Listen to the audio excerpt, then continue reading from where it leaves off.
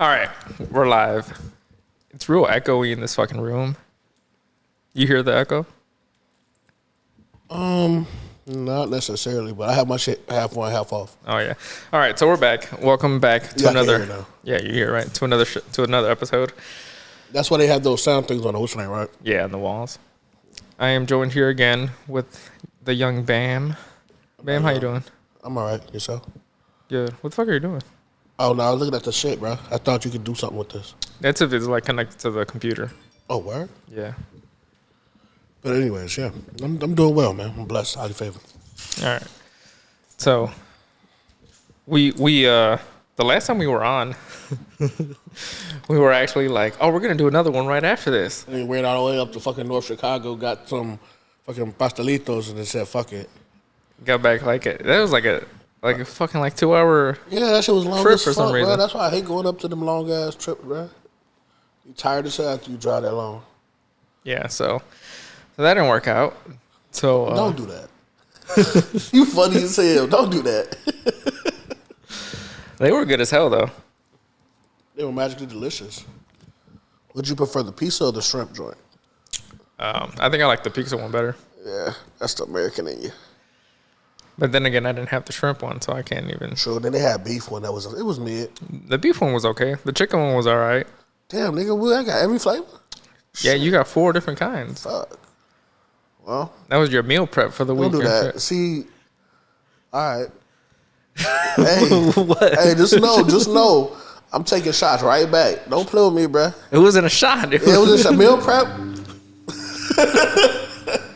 You know what, nigga, motherfucking goddamn. You gotta edit all them curse words out. We ain't got no sponsors. That's crazy. You ain't gonna get one with them words in there, boy. Celsius sponsor us.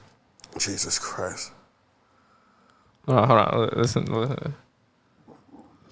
Ugh. Why move the microwave like that shit was gonna stop the noise? All right. So let's get into it. Let's get into it. So what's been going on since the last time that we saw each other? Because besides the party for Bellamy, Junior's baby, we haven't seen each other since the last time we did the podcast, I think. What about what's her name's birthday? Was that before or after? Whose birthday? Your sister. Oh, okay, yeah, that was after, I think. Yeah, I think it was after. But don't mind the background noises. We're in my tattoo studio right now, so you'll probably hear a phone or two ring or some shit. But we're closed on Sundays. At least I am. But anywho, I haven't really seen anybody, bro. Like when I'm in the zone of this. Well, number one, I'm looking for a house now. Right. And I'm kind of going through the stages of trying to figure out what's the best approach for that. I've kind of figured it out, but I had a little bit of a delay. So I had to like put it on hold. The process of looking for a house I'm in. So what happened? Because the last time we did the podcast, I think you mentioned it, but even And we were loosely afterwards, looking at the yeah. time. It wasn't anything definitive because we didn't really understand. So the issue is when you work in a business where you own the business, you have to figure out your taxes. It's really just 99% of this tattoo. I'm sorry. This looking for a house shit. It comes down to credit, taxes, income. And I have the income, but when you work for yourself, and when you're in this position of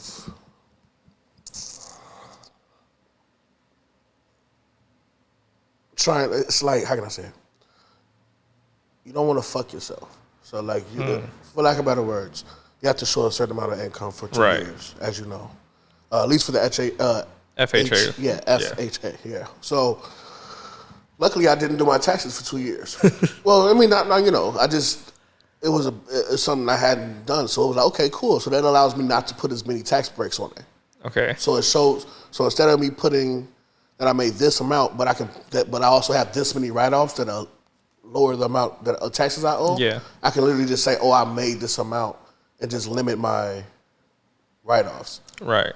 So that way I can show that I can afford that by the income. The problem is when you do that for the past 2 years, which the person that we were going through to figure out this information, he didn't disclose that yes, you can get a house, you can do all that stuff. And I knew I was going to owe money to the taxes. That's light. I'm not tripping on that. The problem is, in order to get approved, the final approval for the loan, they require 3 months of payments on the taxes. Oh, okay. From the 2 years. Yeah. So I'm like, okay. I was assuming that, okay, I'm on a payment plan. As long as I'm showing I'm on a payment plan, that I'm paying off the taxes that I owe, and that I have the income that I need to afford this property, then I should be okay. Well, they're like, oh no. Well, before we even go forward, we need 3 months of showing that you have made payments, and not 3 months like in its totality. I can't just throw, let's say you owe $400 a month. Right. Can't just put down 12 or however much 4 times 3 is. Yeah. They want to see the consecutive. They want to see 30 months between it. They want to see each month being paid. I'm like, are you kidding me? And I had found a house, put a contract down and everything. So you were already ahead in the process, and you were because everything I had done. So like literally, I was up to the point. Like literally, you have like I believe it's a week grace period where the lawyers go over the contracts in detail with their clients and themselves as well. Yeah. To make sure there's no discrepancies.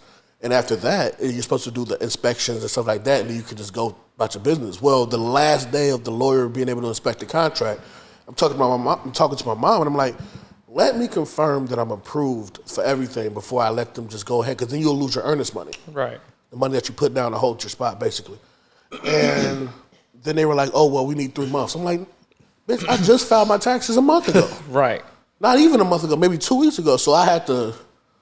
So I'm like, all right, cool. So, I mean, and I wasn't tripping. Honestly, the house that I had found, though it was good for distance, I mean, it was good proximity for my studio, I really wasn't in love with it. I was just over the process of looking for a house. Yeah. So it wasn't exactly what you wanted. It was just, you were settling for whatever you found, pretty much. It was an older couple lived there.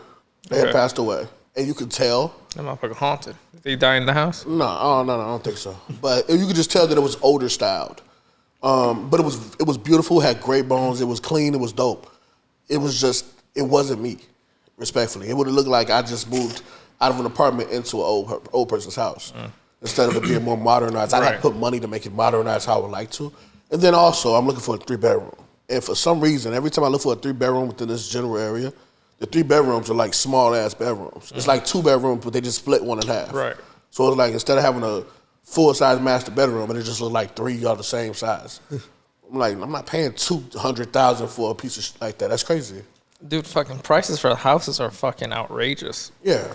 But that's just the market right now. The market's trash right now. Everything is trash right now. This is probably the worst time to find a house or look for a house. Selling your house is prime real estate right now. But buying right now is trash. Everything. Like, it's just top bullshit. But, I'd rather do it now. And then the worst case scenario, what's that shit called when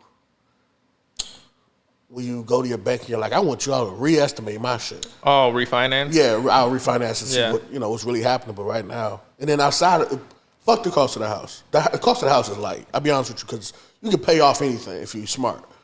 The problem is the taxes. How much were the taxes on the house? Well, luckily that taxes wasn't high. You get exemptions, which a lot of people don't know. So you can get if you're a senior citizen, you get your senior exempt that cuts that shit damn near 3/4. So whatever.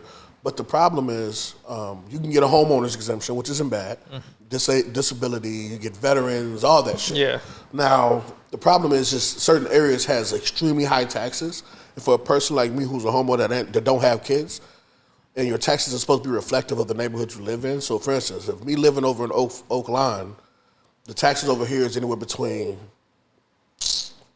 I say, with no exemptions, between $5,000 and $8,000, which that's really not that bad. Like 5 is pretty much on the great side, on the better side, versus 8. But then you get exemptions that'll bring that shit down to 6,000.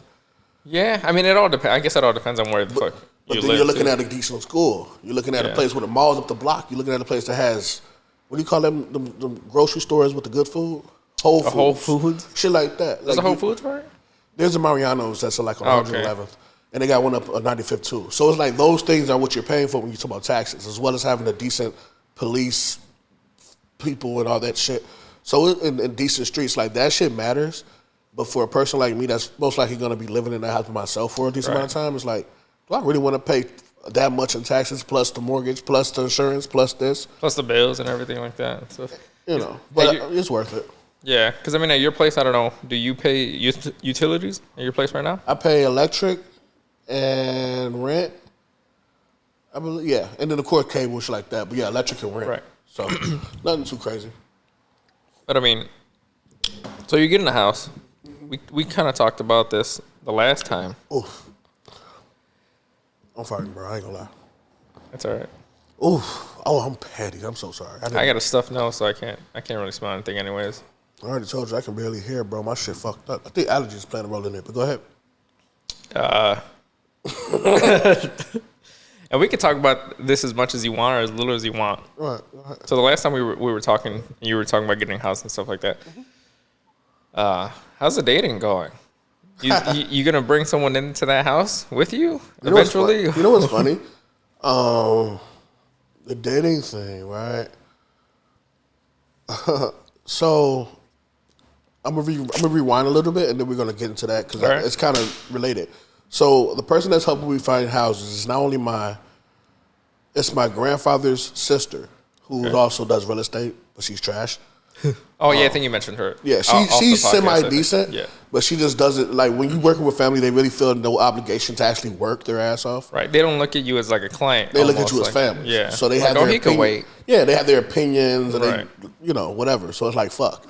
But my mom is playing a big role in it because that's just who I am. My mom is like my manager in life. Right. Yeah. And she used to be in the real estate game. I believe she used to be mortgage broker or something like that. Okay. Whatever you call them shits. But anyway, so long story short, she's helping me find a house based on.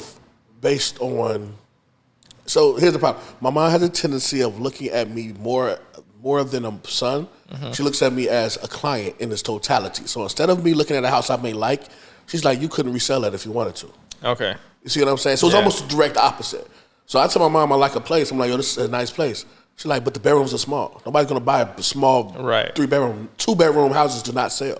Because most people that's looking for a house are looking for a single family home. Because what you're looking for right now, is this going to be what people are calling your forever home, like where you're going to be settling down in and staying in, or is this just something to get now and then hopefully go on to something better later? So I'll be honest with you, I have a plan, and I'm gonna get to that too. Okay. So with her looking at it from a single family home, resellable assets, all that good shit, the goal is for me to buy the home, live in it, and everything like that. I don't want to sound like a jerk when I say this, but I don't think I'm gonna have a family per se. Okay. I may date. Yeah. But I don't think in reality, I don't think I'm gonna have kids and shit like that, just based off the, it is what it is, right? For those who don't know, I am a homo, so me having kids are very slight to none. But, but with that being the case, I'm looking at 3-bedrooms and all that good shit because if I have to resell, that'd be the best market to sell. Right. Single family homes in the suburbs like this. My goal is if within the next 10 years or so I don't find that significant other or find that type of lifestyle that permits me to have a home like that, mm-hmm. I'm gonna just rent that shit out and give me a condo. Yeah. The thing about ownership that I do appreciate, especially even upon the strive towards ownership, is that you have something of value that you can always lease out.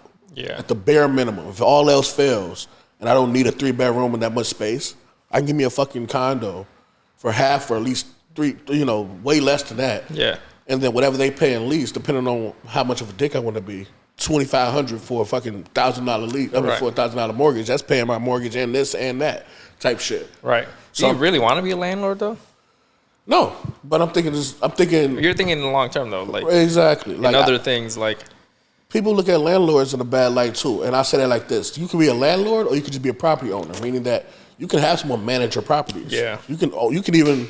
They have the homie that was just here, my apprentice. Yeah. He was talking about how his grandmother hired someone to take care of the property that she has, right? Mm-hmm. You can hire somebody much better than that gentleman, man. With the fool. Yeah, but you can hire someone to take care of those repairs and those things like that. They just go into the cost of the rent. Right. You see what I'm saying? That's what HOAs are. That's what, like my mom over at the condo she's at, she pays a certain amount of money that, I forgot the name of it, but it's like a certain amount of money that you pay on top of whatever else that basically goes towards the maintenance man and the landscaping, shit like Yeah. that.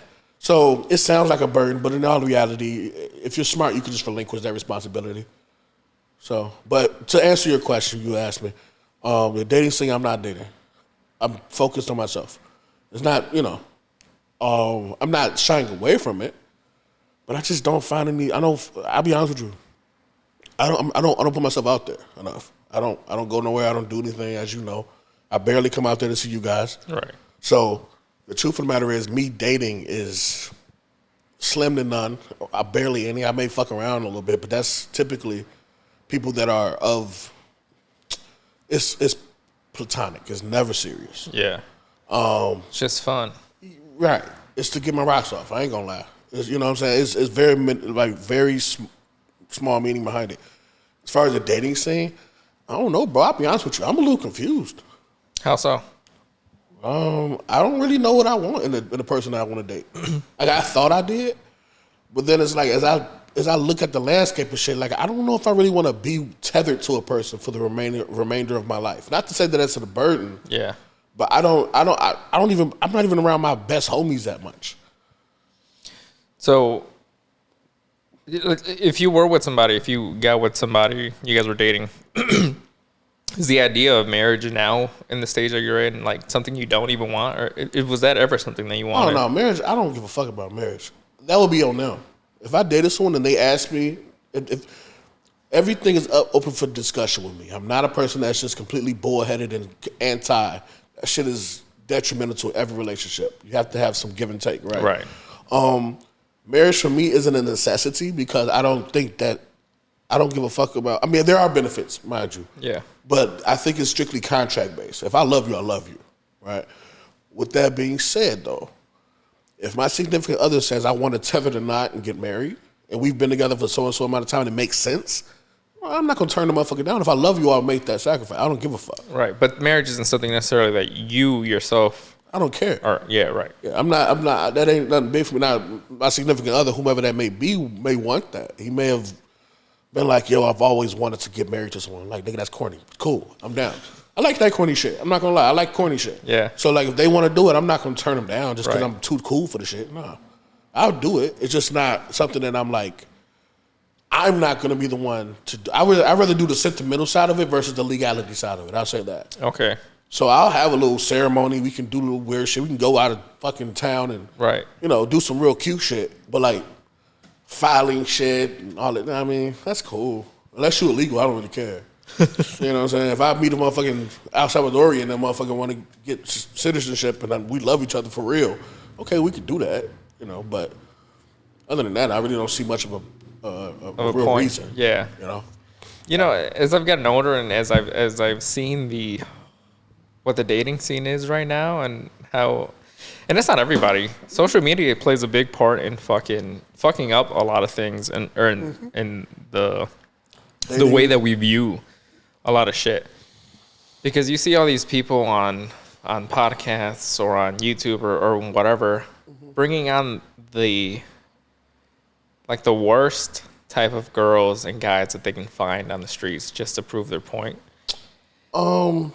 It's like, and they make it seem almost like this is the entire pool of dating. And it's like, if these are the people that are out there, I don't want anything to do with this type of shit. Well, let's be clear, right? There's two things. One, most of these people you're talking about, so as I hit my 30s, right, and I'm 31 now, the thing that I'm realizing is that the people that I'm watching, the newer content that I'm watching is younger than me. They're 25 and below. Right. The mentality ain't even fully registered. They talk this shit now, but then in the future they may completely change. Mm-hmm. That's one. Two, one thing that I'm realizing is that I don't look at social media as the blueprint of what I would like in a relationship. Because each individual is different, as you were saying, right? A lot of the times people put shit on podcasts for the shock value. So they'll bring on those individuals you're talking about, and they'll have a real obnoxious discussion about this, that, and the third. When it's like the chances of that really happening is slim to none. Exactly. Right. And with that being said, it's cool. It's cool discussions. It's cool, but like, everybody's different in public than they are in private. So they talk that shit on that podcast and go home and be submissive to their wife. Like, I'm not trying to throw no shots at nobody, but we both know multiple individuals that talk all that pussy hole shit. Or talk about how many females they got and all that shit. They turn around and be bugged up with some chick behind closed doors because, it's just a persona they push. Like, let me be Little Spoon. I don't want to hear none of that shit. Like, I don't take none of that. You do? Yeah. Okay. Ain't nothing wrong with being Little Spoon. Oh, no, I never been spooned. I'll be honest with you. So I don't know. I've always, anyway, so, yeah, I take a quarter of what these motherfuckers are saying. Oh, yeah, for sure. But it's just like, but they are influential, though. That's the problem. Yeah. Because you have people that do orchestrate their life based on what they're hearing and seeing, and then they perform in that manner. And then everyone starts to think that everyone are these individuals. Like, all the guys start to think that all the girls are hoes. All the girls start to think that all the guys are assholes or just out to get pussy or whatever. Mm-hmm. And a lot of them are, sure. Mm-hmm. If that's all you have to offer, if that's all you have to offer, then that's all I want from you. But they make it seem like that's the entirety of the dating pool, of the gene pool, of the dating pool. And then you start to see these things in real life, and you're just like, well, fuck, like, I don't want none of you hoes. No, I feel you, and I guess I don't know, bro. Like, that's very interesting that you said that. Believe it or not, because the individuals that I'm meeting. I always pick people's brains on certain shit. You know this about me. That's even with my clients, even with their clients. Excuse me. If they have a dude that come up in here or a woman that comes in here and I have a question regarding like their dating or being married or whatever it may be, they typically, because these are regular everyday folk. They're not some celebrities or anybody trying to strive to be some big name individuals. So those are people that really count. Those are the majority of individuals. As much as it may look like everybody's a content creator, most of these motherfuckers out here are just regular ass human beings. Yeah, I mean, I don't know, man. See, here's the thing for me, right? And this is one of the most annoying things that I see how it happens so much. And I guess this is my version of what you're saying. I don't publicize my relationships, even if I did have one. Mm-hmm. Most of these motherfuckers out here, first chance they get any information or they have any major life-altering situation that may happen, whether it's dating, breaking up, having a kid, graduating, owning a property, buying a house. I'm to the age where, and I guess I'm the last age of people that look that shit as, bitch, where's your confidence? What's the word? Where's the consideration for your privacy? Okay. I don't need motherfuckers knowing everything about me. That's why I don't put my real name out there. People, I mean, as much as you know my real name, and everybody, I mean, I'm sure people that know my real name, I ain't tripping on that. Right. But I'm not a person that puts everything in my life on social media. I may put some raunchy shit out there because I'm just a fucking troll. Right. But in all honesty, I'm just not the type of person that's going to put out every time I'm not, and I guess because I haven't been in a relationship with that long, but I don't give a fuck about you being in a relationship. Right. I don't give a fuck about you having a picture with your child either, bro. That sounds like a dick thing to say, but why is your fucking child a day old and got a picture on social media? To me, that doesn't make sense. Why are you just started dating this bride? The first thing you do is post a picture with her and then wonder why every nigga sliding in her DM. Right. You are publicizing your life and then getting upset, or not even upset. You're getting not backlash, but you're getting results of. Are you getting the negative feedback almost? You're getting the response from that, and then you can't handle it. Me, I'm a person. And I guess this is kind of off topic. I don't know why I just went down this route. Go ahead. But for me, I don't look for. I look for some information off the internet and social media. Don't get me wrong. Yeah. But I don't revolve my word around what everyone else is talking about. So I can watch something like what's that, Fresh and Fit? Yeah. Shout out to those guys. But I don't really watch that shit, of course. But I can watch something like that and completely be out of my mind in 2 seconds. Mm-hmm. Like, because I take, again, a small amount of what they're saying. Now, granted, I'm also not straight, so I don't care about none of that. Right. But with that being said, when you're talking about relationships on the pool of the dating scene, shit like that, I don't think motherfuckers should be putting out anything like remotely personal that quick anyways. Like the fact that you're even online talking about what you want in a person is crazy to me because niggas finesse you out there. Yeah, it makes it real easy for people to put on a show. They like a motherfucker that put on. I mean, I'm not putting that. I'm like, what you put? They like a motherfucker that cook burgers. Oh, bitch, I'm learning how to cook burgers. I know how to do all that shit. You know, like, oh, you like a guy that fucking asks you about your day. Well, I'll do that shit for the first month, and then after that, it's over. Exactly. Figure out who the fuck I am genuinely. Like that's the problem. Nothing is genuine, bro. That's why I really like being the person's friend before I start dating them. Which I commend you for. But that's a tricky situation right there. Exactly. Because then the risk is higher. That, and it's like at a certain point, it's like it's almost too late to make a move because now you've been their friend for too long and stuff like that. So you kind of have to make your intentions clear that you're interested in this person, but still trying to just be like let's take this, let's get to know each other before we do anything kind of thing and stuff like that. Right. So what you're saying is, so would you consider that dating? Or would you consider that, because there's stages in this shit. You got dating, you got talking to. Yeah. You have a couple, you have all this shit. So that's the funny thing because like everyone has different fucking like definitions of what the fuck all this stuff is. So I think, okay, let's do talking first or whatever. Talking would be like the first couple of either text or messages or whatever that lead up to the first date almost. Okay. You know, after the first date, if you make it to a second date, now you're dating, you know. You're not a couple, you're right. Dating. You're dating because you're going on dates, and you can be dating multiple people, you know. Because you're not exclusive to everybody. I didn't say nothing, bro. I didn't say nothing, pimp daddy. Like if I'm on a dating app, like you were talking about before we actually press record. Right. If I go on a date or two with a girl on there, that doesn't mean that I'm gonna not go on a date or two with someone else on there, you know. Right. But are you transparent about that? If they ask, I'll be transparent about it because I have nothing to hide. Well, respectfully, I get that. Because, a lot of people look at it like, if you take a person on a date and then you're out with another person that looks a certain type of way. Because I 100%, what's the word? Like, I suspect, I guess? I don't know. Like, what the fuck is the word? Like, cynical? No. No, like... I don't know. I in my mind, I'm thinking or knowing that you are also out dating other people because we just met off of here. You're not only going to be dating me or stop talking to other people after like 1 or 2 dates. No, for sure. No, I get what you're saying.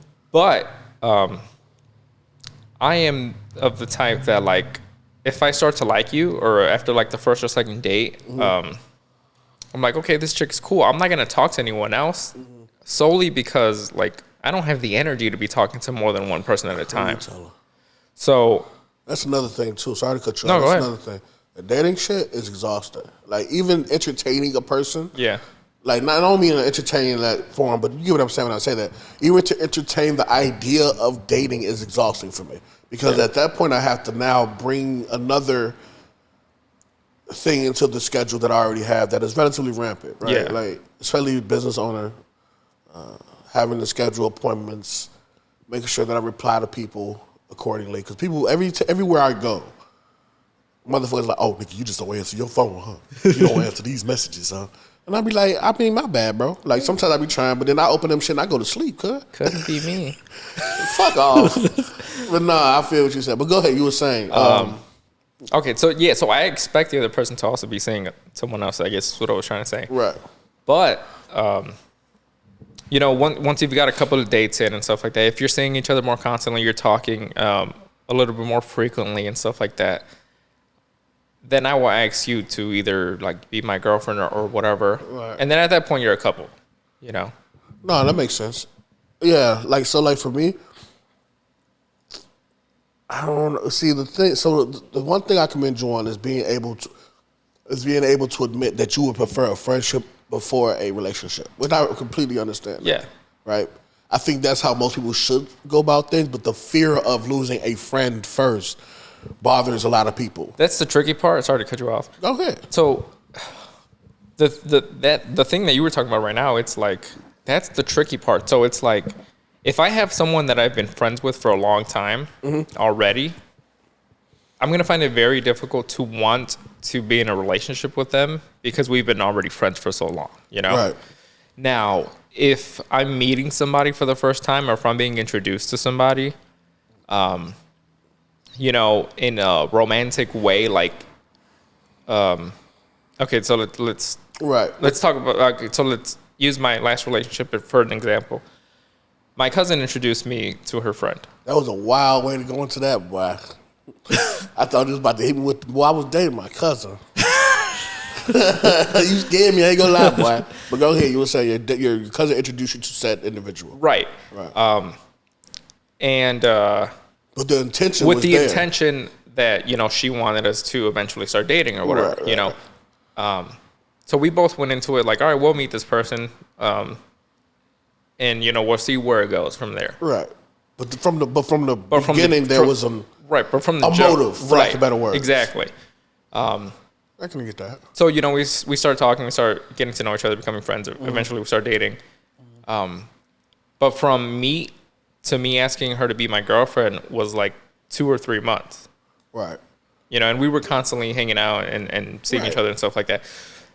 That's what I mean when, like, you know, you should be friends with this person, get to know this person before you actually decide if you actually want to start dating this person and being a couple with this person, as opposed to, like, me having been friends with someone from high school or that I worked with, and there was never any romantic thing there, and we were just friends for a while, then we clicked really well, and then maybe like 6 months or a year go by and we're still really close, and then now I'm starting to catch feelings for this person, and now there's the tricky situation there where it's like, well, do I want to pursue something romantic with this person with the possibility of ruining the friendship that we have eventually, because I don't know how they feel the same, because this has never been brought up before, or you know it becomes a lot trickier now when there was never a friendship prior, or no, when the friendship was already there without the motive of eventually becoming something romantic or seeing where it could lead. No, I agree. I don't date. I don't know. I don't have the time for that shit, and I don't go anywhere. And a lot of that shit has to do with the fact that I feel like everybody's so. I haven't met anybody that, I don't know how to say it. A lot of that has to deal with the fact that my general area, proximity, doesn't really promote homo lifestyle like that. And I don't want to say like niggas around here are anti-homos. It's not that. It's just that you don't really have the scene like that. It's not like no boys town on the south side. Right. You know what I'm saying? And aside from that, the apps are bullshit. Let's be honest. Dating apps are most likely hookup apps. I fucking hate them. Yeah. I mean, like, I don't mind them. I just think, no, I hate them a little bit because they getting vulgar now. They getting bold. Oh, yeah? They getting bold. I don't know if you've seen it. I was just on TikTok swiping, and you know how you get the notifications of the app, the dating app? Yeah. Well, Grindr's bold. It put your shit out there. If they send you a message, it'll tell you what the message said. They say, hey, I want to lick your balls. I'm like, yo, what the fuck? I'm looking at this as TikTok, laughing, and the motherfucker just popped up. I'm like, what the fuck, bro? So that type of shit, it's like, I'm cool on that shit. Like, I'm damn near ready to delete that shit, which also shortens that pool as well. Right. Because you might find somebody with potential on them shit. So, like, I don't know. I don't put much energy into it, man. So, what exactly are you, like... Don't ask me what I'm looking for. Not like that. But, like, I guess, when you're gonna meet up with somebody or something... Thick red bones, dumbass. Like... What are those things that you actually look for in somebody? Like, even if it's just to like even if it's just to have fun or do whatever. Oh, word? That's what we doing? Don't do me like that. We on camera. That's crazy. That shit's still recording? Yeah, I hope so. I hope so. Fucking Kodak Black. Yeah, the red light's on. But I'll say this. One thing that I require of anybody that I date, they have to hold me accountable. I'm too easy of a finesser. And that sounds crazy, and it sounds almost a little weird and toxic, but I know what I can do with my voice. I know how easy I am influenceable. Okay. And I know that sounds crazy, right? So, like, for instance, when I say hold me accountable, they have to say, you're bullshitting me. That's one thing, and it sounds so sick to say like this. They say that when you're looking for your significant other, you're looking for little aspects of your parents. That's where your comfort zone is. Okay. My mom don't let me slide with shit. If I'm lying, she'll call me out. If I'm bullshitting, she'll call me out. But if I also need some support, she'll help as well. Without sounding like a fucking mama's boy as much as I am, I need someone that'll be able to call me out on my bullshit. If I'm just laying around not doing shit but complaining, stop complaining, bitch ass nigga. Go get up and do something. Yeah. I need that. I don't need somebody that's gonna coddle me. I don't like that shit. Yeah. And the reason I say that is because I've seen relationships where individuals are extremely manipulative, or they have the ability to be. I don't want to say like me because I'm not manipulative, at least, but I can be. But like they have the ability to finesse, and their significant other is too naive to catch on, and they just allow that the relationship is just stagnant. There is no striving for greatness or just striving to be better. Yeah, it's just a whole bunch of coddleness and there's no moving forward or anything like that. That's one of the things I was talking about this the other night. No, last night I think. I was literally thinking about, am I bi? In my head, and it sounds crazy because I'm like, the only thing I don't like about females, respectfully, is I just don't. The vagina thing is wild for me. But besides, fuck the sex part of it, right? Okay. Either people ask me, and it's going to kind of lead way into what I was talking about earlier about black women being the best. I know this sounds very awkward, but let me explain. What I've realized a lot of the times, and I'm not saying all black women are the same or whites or Latinas. I'm not saying that. I'm simply saying from my experience of what I've seen is that the reason why I like men, the reason why I like black women are because they both are somebody that will not accept defeat. Most men. What I mean by that is this. If a white woman gets knocked over, not literally, that's crazy. But from my experience, when I see white women when something becomes challenging, I've seen more of them buckle under pressure than push through it because a lot of the times they never had to deal with that pressure. Yeah. When you're a black woman, that's your whole life. Respectfully. Like, you've most likely dealt with a lot of bullshit. Right. So when you're dealing with certain things, they got tougher skin. They got, When you're dealing with certain obstacles, you learn to buck back and be a strong individual. Yeah. You don't just lie back and let it happen. Now, this new generation, I can't speak for. I don't mean it like I'm some old dude, but there are certain aspects of this new generation that's very much leading in the other direction sometimes. I start to see a lot more. But anyways, what I mean by that is a man, and again, I'm generalizing, but I don't mean to. With men, we're taught to be resilient, to be consistent, that we're going to meet trials and tribulations to push through. Gay or not, I'm a man. And I'm attracted to individuals that are willing to be like, nah, we ain't buckling from that. If you buckle from everything, then why the fuck, like, it's just, to me, that's a sign of weakness. That's something I can't have around me. Yeah. So you're that's what I'm attracted to. Right. So you're attracted to masculine, quote unquote, men, almost like men. Oh, what that is, that's inevitable. But I don't think you have to be masculine per se to have that mentality. And I think that's the misconception.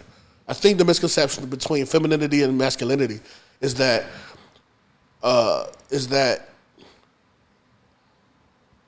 being masculine or feminine determines if you're able to push through certain obstacles.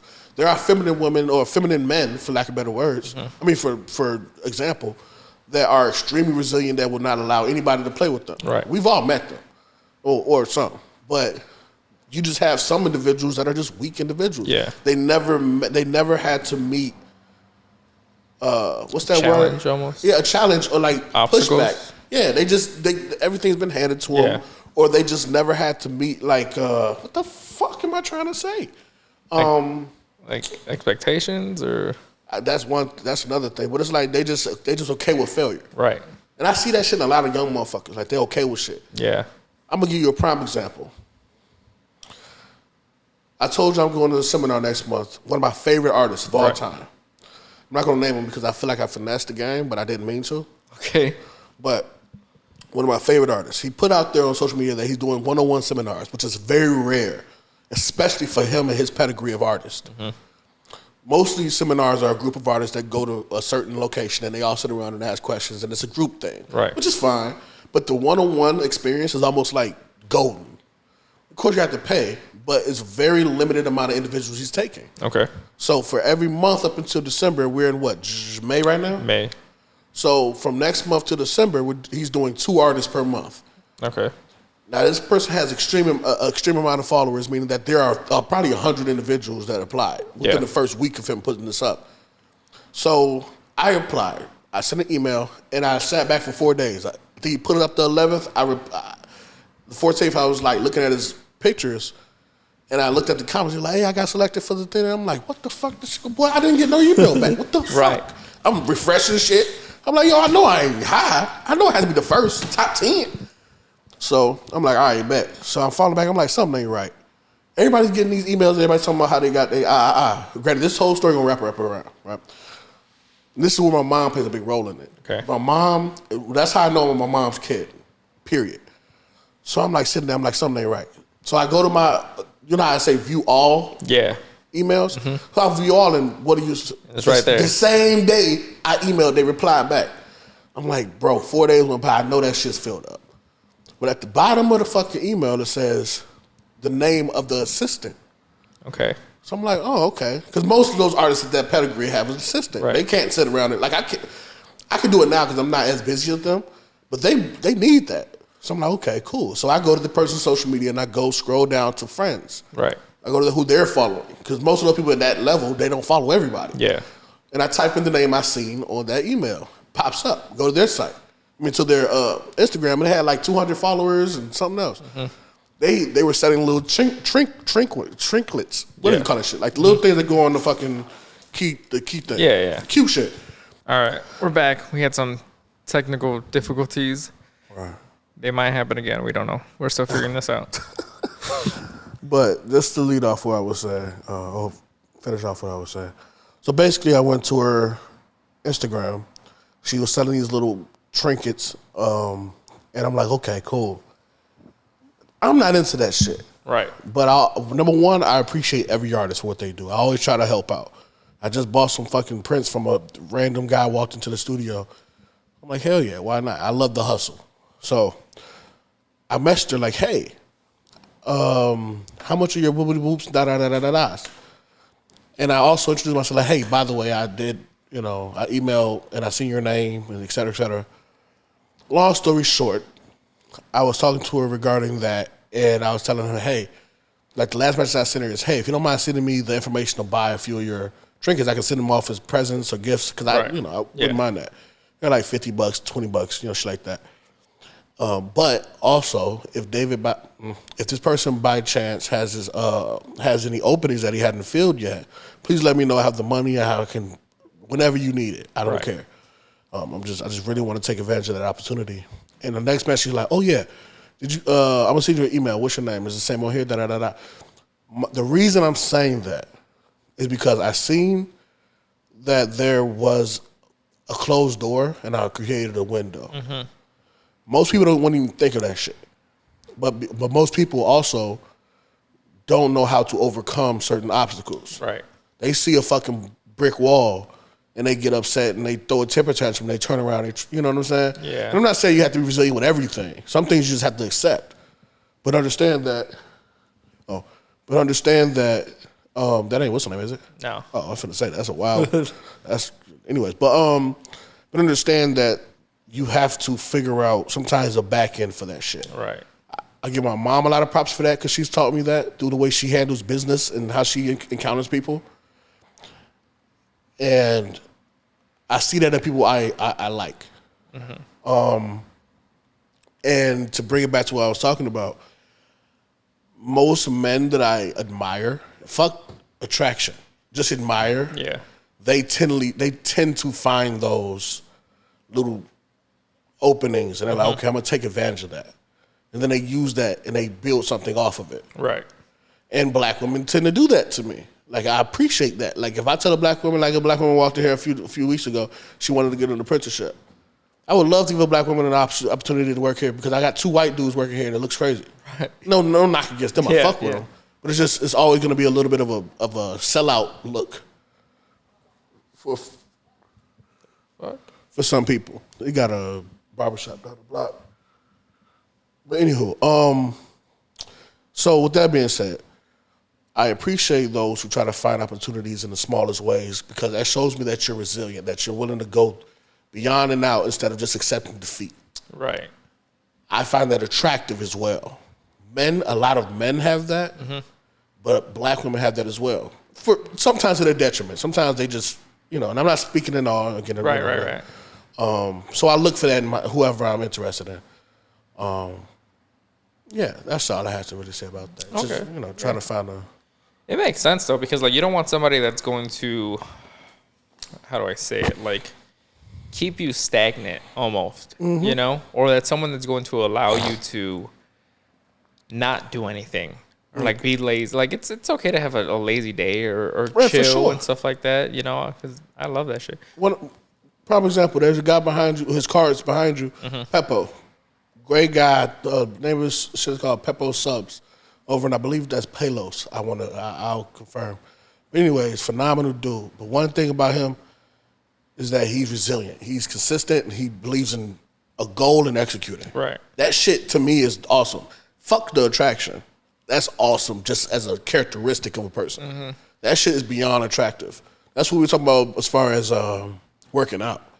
Yeah. The attractiveness behind working out, though it can be aesthetically good looking, it's more or less about the discipline you have to get to where you're at. That is attractive. I agree. But yeah, with all that being said, I think that's something I look for, because you asked me what I look for in an individual. Sorry, guys. You asked me what do I look for in an individual, for lack of better words. That's what I would be looking for primarily. Yeah. I'm not, I don't want necessarily someone, you can't tell by this pristine physique. But I like to work out. Right? That's not a secret. If they would have seen you before, they would know that. But you've been up and down with your shit, though. Yeah, it's been a wave. Nigga, I ain't no nigga. What? I'm leaning back for a reason right now. I was looking back at the footage right now, and I'm just like, damn, you can kind of see my stomach. I'm just like, damn. But and we don't even know if this video is gonna work because this shit might turn off again. But you funny as fuck. All right, bro. How you throwing shots at Sony, nigga? Sony, get your shit together. Just got this shit. About to return it. Nah, that's crazy. Anyways, now I don't necessarily want. It's not a requirement for me when I start dating someone that they also be in the gym or they also like to work out. It's a benefit because getting up every day to go to the gym or to go running, you don't have to be in the gym, but doing something, some physical activity, something takes a lot, Right. Takes a lot of discipline, takes a lot of motivation, and I want that in a partner, someone that's going to be able to do something like that. They have the same drive. Exactly. Right. I don't want to be with somebody that all they want to do is sit in the house. All they want to do is just go to the bar or drink or do whatever. All they want to do is chill. Right. I can't do it. I'm like, I don't want that. I can't do it. If I'm waking up every day at fucking the crack of dawn to go to the gym or to go to the track or to do whatever, I don't necessarily need you to be doing the same level or the same amount as me, but I need you to be active in some kind of way. For sure. I'll say this. For the lack of a better word, I don't be dating no big bitch. Hey, man, look, as much as people want to act like physicality isn't an aspect of people's desires or what they looking for in an individual, it is. Now, not everybody has the same level. They don't all have the same type of shit that they're interested in.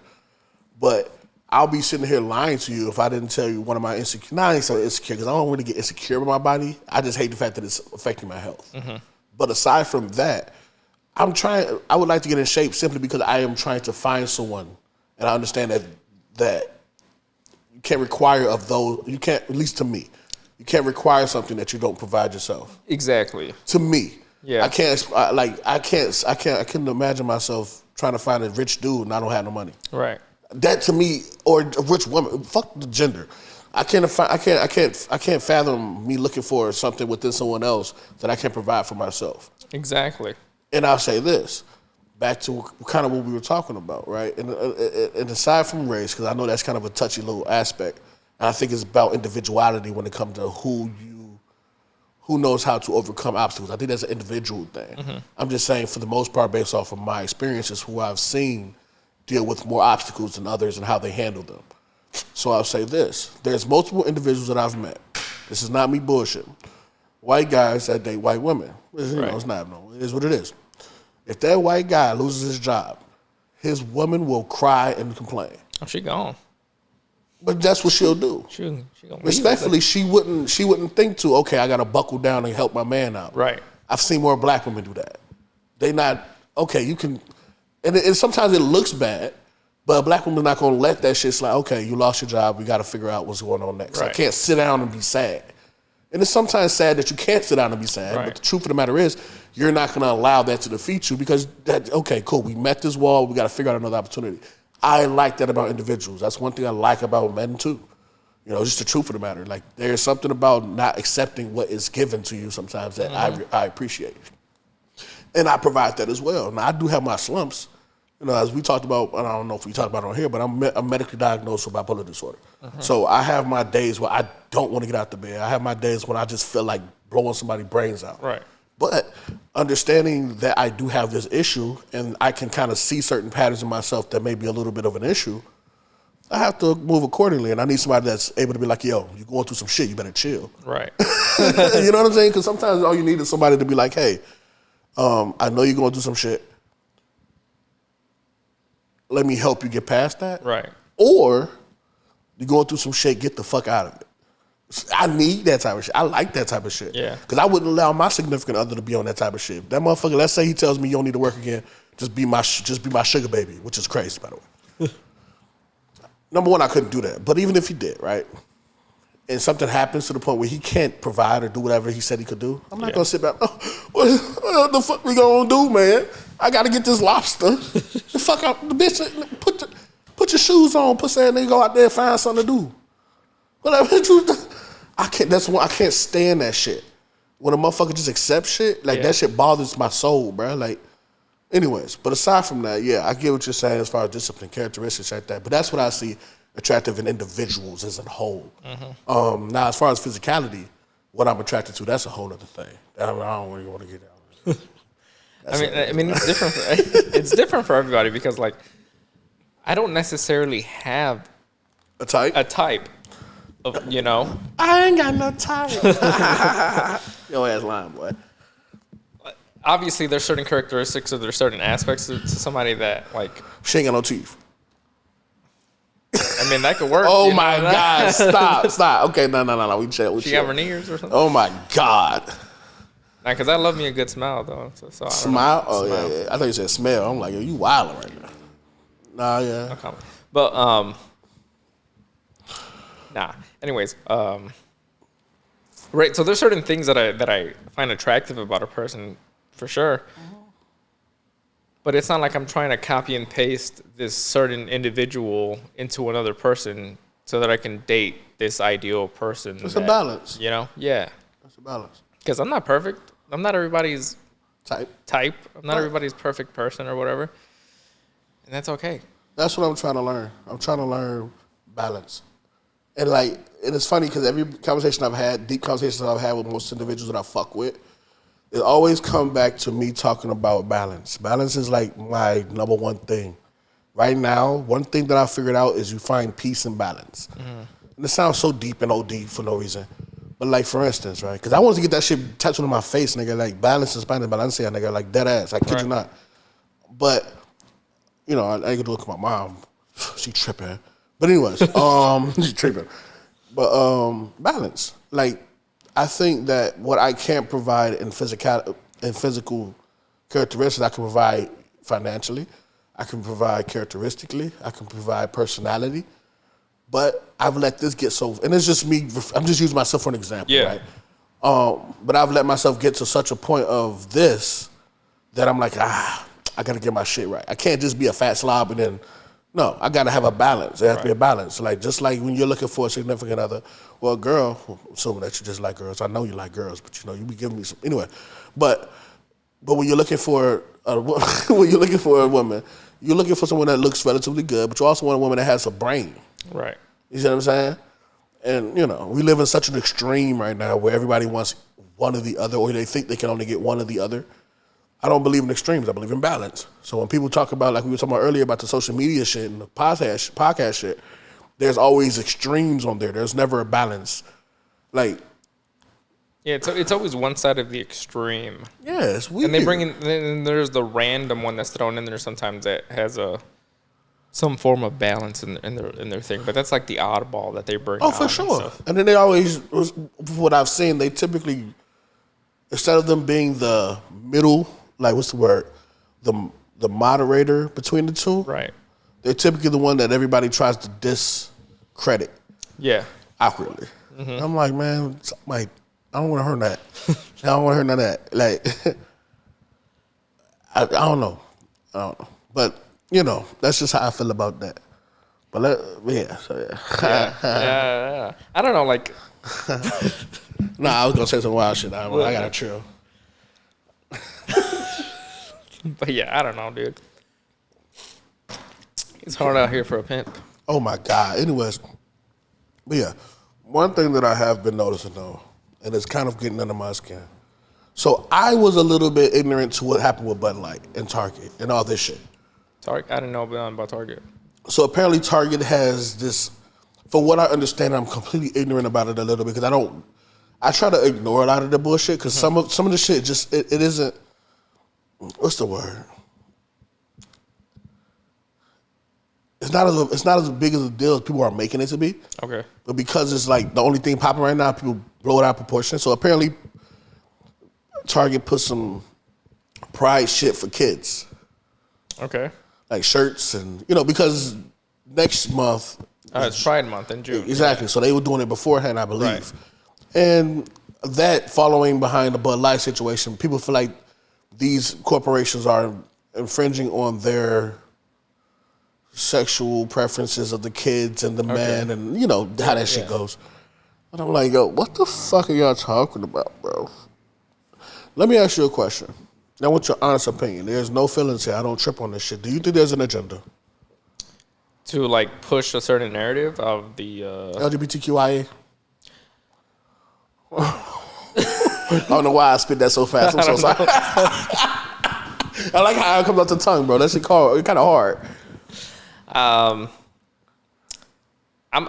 don't know. I'm a person that also doesn't really pay too much attention to all that shit. Because you got fucking shit you do. Yeah. Right. You're not just around here just finding shit to be mad about. Exactly. Right. And you also don't have kids, too. Let's be very clear. Yeah. You don't have a person with any kids in here, which I wish there was a person with kids in here because they would be able to give them more of an insight. Plus, Junior and fucking Chino that never pops the fuck up. What's saying, Nick? Plus, I don't... it's very hard to make me mad over something. True. But I don't think you have to be mad about it just to acknowledge it. No, of course not. But I do feel like I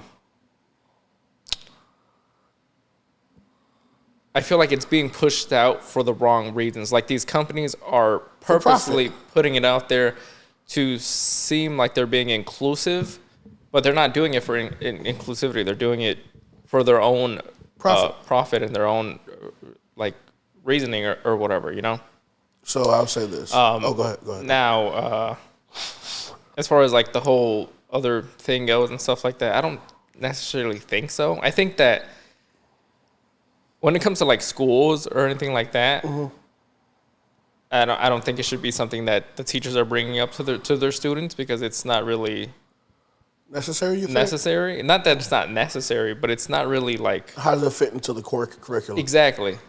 Like there's a lot of things that they leave out, but they want to prioritize this stuff. Like I don't believe they should be talking about anything in there. I don't think they should be talking about religion in school systems. I don't think they should be talking about sexuality to minors or to doing any of that stuff because it's not relevant to anything. It isn't. I don't think it's really relevant in schools. That's something that should be brought up in either once you get to high school or in your home life or whatever. Like, I don't see the reason for like a first grader or a second grader for the teacher to be telling them what something, like Joyce has two mommies because they're lesbians and they fuck each other or whatever. They scissor at home and Oh stuff my like God. that or whatever. No, that's crazy. Let's go ahead and paint this thing, this or that, or Tommy has two dads or whatever because it's like ain't no penetration and shit, right? It's irrelevant to the kids. Like, is it? I think so. Okay. So peep game. So I'm gonna rewind back agenda. I think people are mistaking agenda for inclusivity. I think what people are considering to be agenda based is simply trying to include a group of people that has historically been marginalized. And as a black man, I can understand that. Just like as a Latino, you can understand that. Fuck off with that shit. So, okay, boom. I'm Dominican. As a Dominican American that is black, that is something that happens often. You don't see too many Afro Latinos being represented in TV. Now that you mentioned that, it's hard to cut you off. Go ahead. And stuff. I saw that was another thing that I found weird. So people were, I don't know if you're familiar with the other Spider-Man, Miles Morales. Mm-hmm. People were getting mad at that because he's an Afro Latino, and he's that's what he is. No, he's not. But I get what you're saying. No, he is. No, he isn't. Yes, he is. No, it's a difference. People don't know it though. But go ahead. Go ahead. No, I want to hear your point. So you have people that are mixed, which is like you have that's like imagine. Oh, the term Afro. Okay, yeah. I get what you're saying. So people were getting mad at that because they were trying to represent both sides of of his national culture and stuff like that, and both sides were getting pissed. I'm like, why are you guys getting pissed if the character is both fucking things? Like, it's stupid to be getting mad over something that's accurate or that's appropriate or whatever. Inclusivity. Exactly. And what the fuck do you care if both sides are being represented? What the fuck does it matter? Just like the Little Mermaid thing. I'm like, why do you care?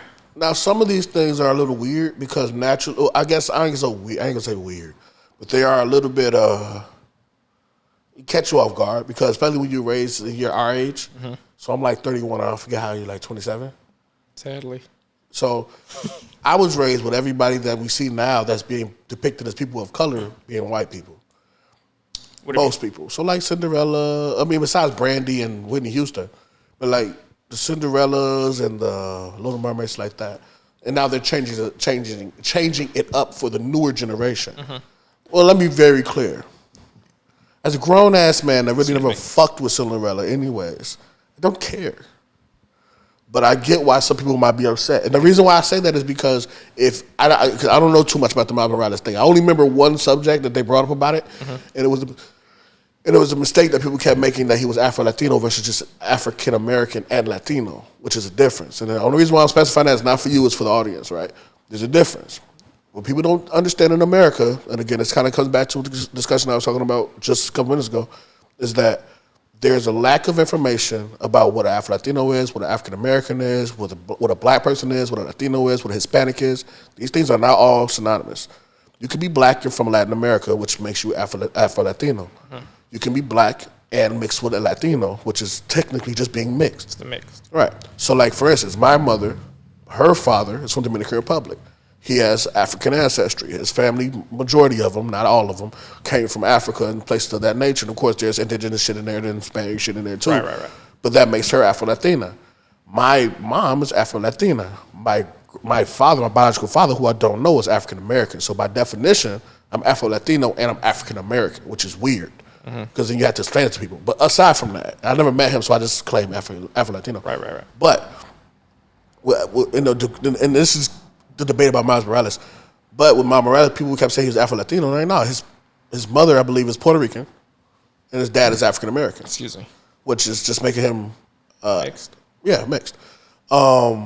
Which is weird because I don't know why people are making such a big deal about it. But I may be completely off. They may be misinforming the culture. That makes sense. I'm trying to think of the words. Like they may be misrepresenting certain things. Yeah. I don't know. I haven't seen it, so I can't speak on that. But like as far as the agenda we were talking about earlier, I think people are mixing the agenda with inclusivity. For example, they're now starting to see more trans and gay people in TV, in books and shit like that. People that's annoying the fuck out of people. It's pissing them off, and I love it. It's the funniest shit in the world. They're like, oh, they get so pissed off. I'm like, oh, yeah, that's fucking hilarious. And I'm like, why are y'all tripping? I don't want my kids seeing this. Nigga, why is your kid watching the Euphoria anyways? What the fuck is going on? Like, I can understand from some perspective of why a person would be upset if their kid looking at a cartoon. Why don't they have an HBO account to begin with? That's what right. Like that shit is expensive anyways. But like, I can understand from your child looking at something like a Blue's Clues and having transgender. Like, okay, that shit I can understand because it's a little bit confusing to explain to your kid. But if you're already uptight about that, because your kid don't give a fuck. Your kid don't even know until they get to a certain age that something's a little off. But if that's already uncomfortable for you, right? I'm just basing it off of what you were saying earlier about schools telling information. If that's already uncomfortable for you to tell your kid that there's a transgender person on Blue's Clues that it isn't, but I'm using an example. Right. Then how the fuck are you going to talk to your kid about anything aside from heterosexual relationships? So that's why I say let the schools teach it. Now, what I will say is I think there should be a permission slip, like anything else. If you don't want your kid learning about homosexuality, transgenderism, if that's a thing. Right. If you don't want your kid learning about CTR or CRT, critical race theory, CRT, then you should be able to permit them to not be a part of that. I don't know why that's such a difficult thing. Glad you clarified that because I didn't know what the fuck that meant. What, critical race theory? No, I'm glad you actually said it because I didn't know what the fuck that was. I was like, I know what that is. But like in Florida, they banned that shit. You can't learn about nothing about that shit. Now that's one of those things where it's like, everyone has to take sex ed in whatever grade. Right. I think it's like freshman year. You want to know why they did that? Shit like that. You want to know why they implemented that? Because parents weren't talking to their kids properly about sex. Right. Because of uncomfortability or just not knowing. Now they thought at first that telling motherfuckers not to have kids at all was going to prevent them from having kids, and then guess what? They had kids. Boop. Early. Anyways. Yeah. Go ahead. I think that should be included in there. Oh yeah, because for sure. the people are a little bit older now and they can understand this stuff a little bit more as opposed to being like a fucking 8-year-old or 7-year-old and seeing this and whatever, or just like I don't know. It's like a tricky subject because like if you know your child, you know when your child is starting to get curiosity about sex and sexuality, and that's when you should bring it up to your child. Because if you feel uncomfortable, then there should be a resource that you should be able to. Because if you can hand and I'm sorry to cut you off. No, go ahead. If you can hand your kid your cell phone, your child can play video games, watch YouTube videos. They're going to be exposed to this shit regardless. So why the fuck is this such a big deal? That's just me. Now, I'm a person that doesn't think a kid should have a phone or anything or access to the internet. I understand that, but that's also generationally understanding that. You know. We only had cell phones at a certain age as an emergency. Now it's almost a criteria. Right. But go ahead. Now, yeah, they have all these fucking like child settings and all this and that or whatever, but that shit don't work. Most people don't even use it or whatever, you know? Right, because they know the kid knows the phone better than they do. Right. They gonna hack that shit anyway. They're just gonna go in the settings and like stupid. And your parents probably use the same password their whole life. Right. The fuck, my mom do the same shit. Go ahead. So, but I do think that it's something that should be brought up in those classes, like sex ed and stuff like that. Mm-hmm. Right. That's what I mean when I say school. I don't mean like a whole class talking about boning each other. That's crazy. Right. And I don't think that it should just be up to the discretion of that individual teacher. Like if it's not part of the school's curriculum or if it's not in that thing, syllabus or whatever, then the teacher shouldn't just cover it. You know, he or she or they or whatever shouldn't be covering it only because they feel that they should be covering it. You know. Like that shouldn't be the reason why. Right, that shouldn't be the reason why. Right. It should be a part of the curriculum. It should be part of the thing. If you're gonna bring it up, then it should be part of the whatever, you know. It shouldn't be like this person is going out of their way to bring up these things because they want to talk about them to the class or whatever and stuff. So to piggyback off of that, right? This is my solution, and it's just me because I don't have kids. So please take what I say with a grain of salt. Mm-hmm. Yeah, me too, because I don't have kids either. Right, and this is gonna wrap around to the other reason I was bringing all this shit up. So I think if you put your child in a public school, right? Because if you don't want your child learning about anything besides Christianity or what you want them to learn, put their ass in private school or homeschool them. Or homeschool them shits. Right. If that's inconvenient, then guess what? We all live an inconvenient life. That is what it is. But if you want, what I think should happen is the same way they got a course that teaches about sex. And normally that's just a gym teacher reading off a book or putting a video on. Right. To be honest, it's very subpar. It's not even that detailed. I think that they should have the option for extensiveness of it. So, for instance, and I think it should be in high school. I don't think it should be in middle school. I think middle school might have to, like, maybe towards the 6th to 8th grade, should probably dabble, like, with how sex is popping out here and, like, what's the pros and cons of the shit, because that's supposed to be, like, informative of how to do it. Because at that age, you're probably doing it already. I didn't, but I know a lot of 6th graders that was out here popping, right? But with that being said, I think that in high school there should be the option of, hey, we're going to talk about sex ed extensively for half of the semester, right? Something like that. Yeah, it was like half of the year, because the other half was like driver's ed, right? Or some other shit. Yeah, anyway. But we are going to talk about transgenderism, body dysmorphia, different ways and sex, all that shit. We won't get into detail about it because we want them to be informed about the pros, cons, the risk, and everything else involved. Right, and there's going to be people in that room that do identify as these things or are still aren't sure, Right. And you want them to be as safe as possible. And that's why I'm saying it should be an option for it, because what's going to happen is you're going to tell your kid, hey, you got to take this home, get a signature from your parent or whomever, or email, however they do it now, respectfully, and say, hey, this is what we're going to end up teaching. You have the option to opt your child out of this if you do not want your child learning about this. And we'll put them in the gym class. We'll put them in a different credited source, so that way they're not missing out. But that is your responsibility at that point, to teach them about what they need to know. So that way it's not falling on the school to either not inform them or poorly inform them in a way that you feel like is necessary. So then when something else inevitably happens, it's not you can't point back fingers like, oh, well they didn't teach us. They didn't teach us about how to blame properly, your parent, right? Because the parent want all the responsibility, didn't take it, bitch. Like, my personal opinion, and I'm not saying that there should be like something, and I'm not going to get too detailed about the courses particularly because I don't know about them, but I'm sure there's some things that just shouldn't be taught in school, because I heard about different books and shit. That's weird, but I think that certain things need to be brought up, not only just to follow up. I'm sorry. Not only just to catch up to where we're at now, because the discussion is so viral. There's always been trans people. There always been drags. There's always been gays. There's always been, all these things have always existed. It's just now it's a subject. And now it's more socially accepted almost and stuff like that. It's under attack, but it still is, but it's more like people are more open with it now than they were before and stuff like that. Yeah, I want to agree, but I think there's some shit there. But it's more in your face. I think that's in response to people talking about it anyways. Yeah. So I don't think it's just people just feel so free to just talk about being trans. No, I just think people have always felt like. Anyways, I ain't gonna get into that right now. But I think that because it is happening, either you can fight against it and become, whatever, or you can say, and your child will tell you whether or not they want to be into it. If they want to learn about it or not. And that's the thing too. Sorry to cut you off. Go ahead. You have to provide that space for your child to be able to openly talk to you about certain issues or certain things that they're curious about and stuff like that. But not every parent is the same. No, this is exactly. But if you want to be the sole person that is responsible for this part of the education for your child, then you have to be willing to talk about the shit you don't want to talk about. That you don't want to talk about. And you have to be open and willing to let them come to you with whatever questions that they had, And right now, it's such a place, and I know they don't want to let kids. I get both sides, because they also don't want kids running kids' lives, because kids are kids. Yeah.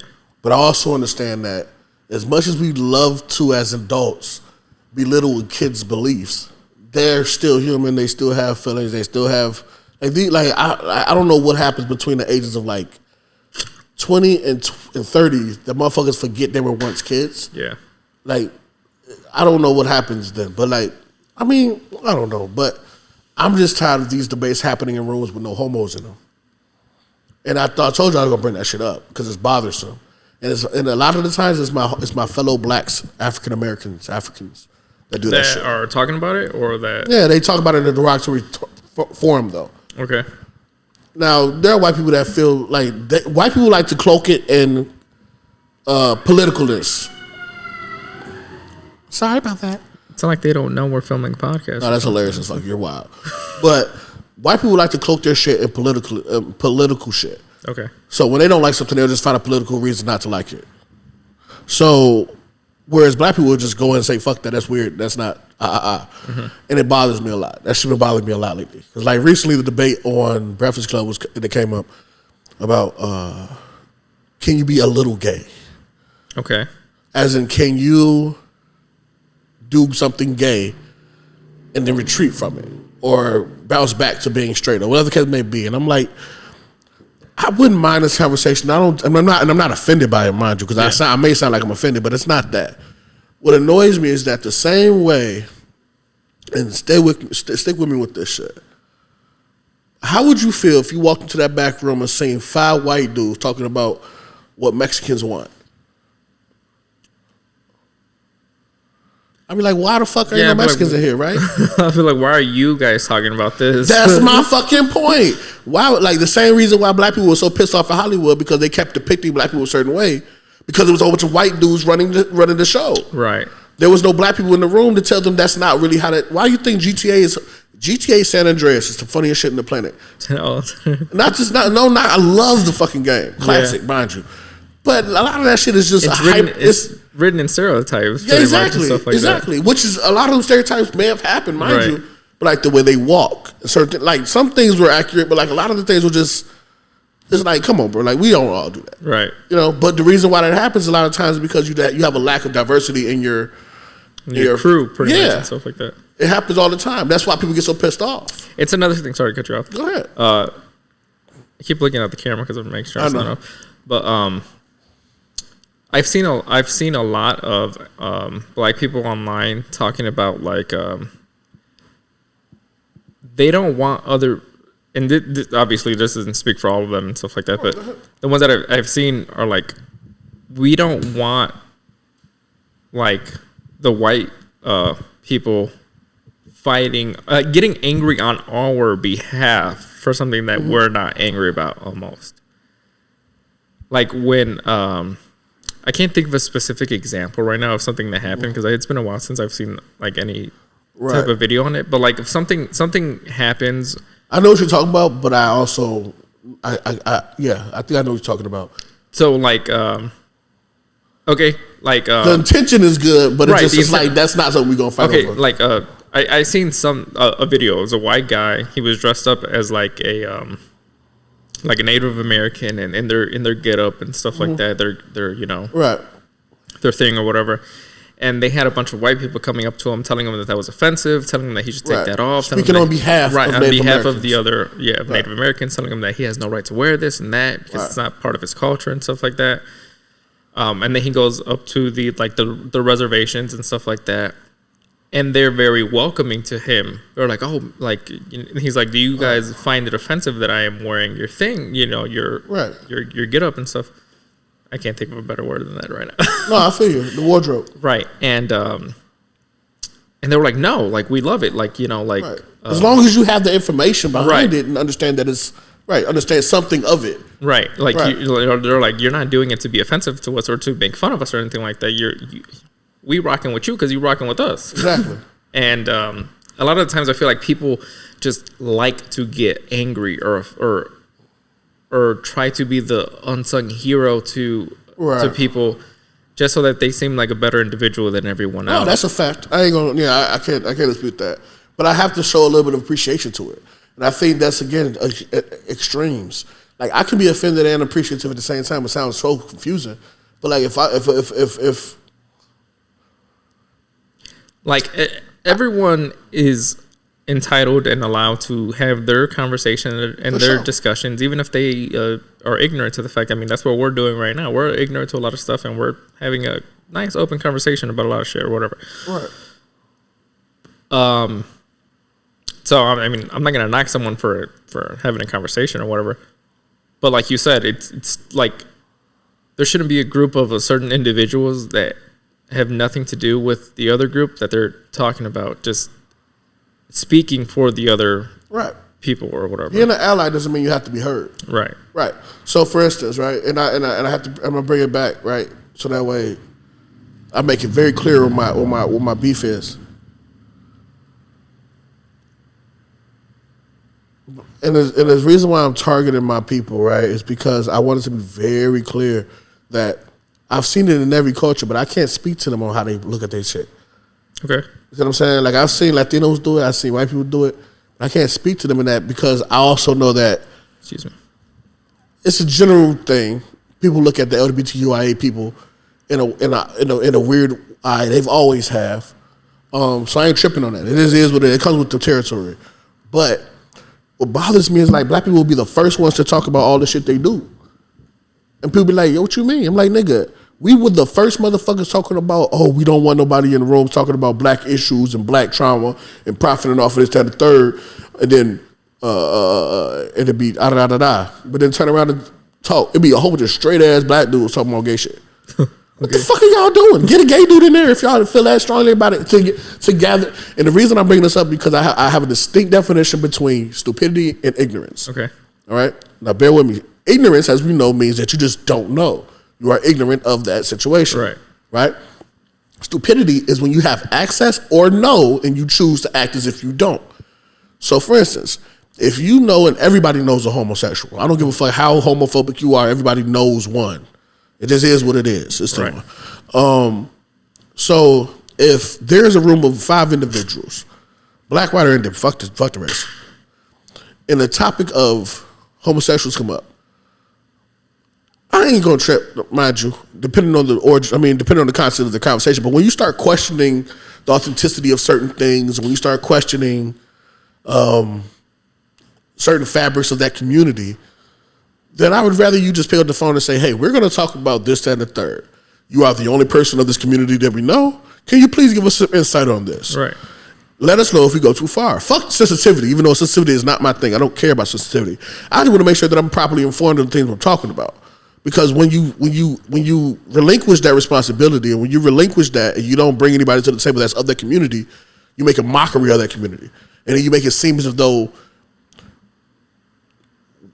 you paint certain narratives, and it starts to look very bad. Yeah, and it's starting to become annoying more than offensive. It's just being annoying. Okay. Because I see it slang around a lot. Like people, for a long time, people thought that I was having this discussion with someone I think 2 days ago, and they thought, it was about transgenders, and I told them I'm not a trans, but I've spoken to trans individuals, and they are a part of the LGBTQIA people. Right. And from what I understand, not every trans gets rid of their shit, and not every trans keeps their shit. Yeah.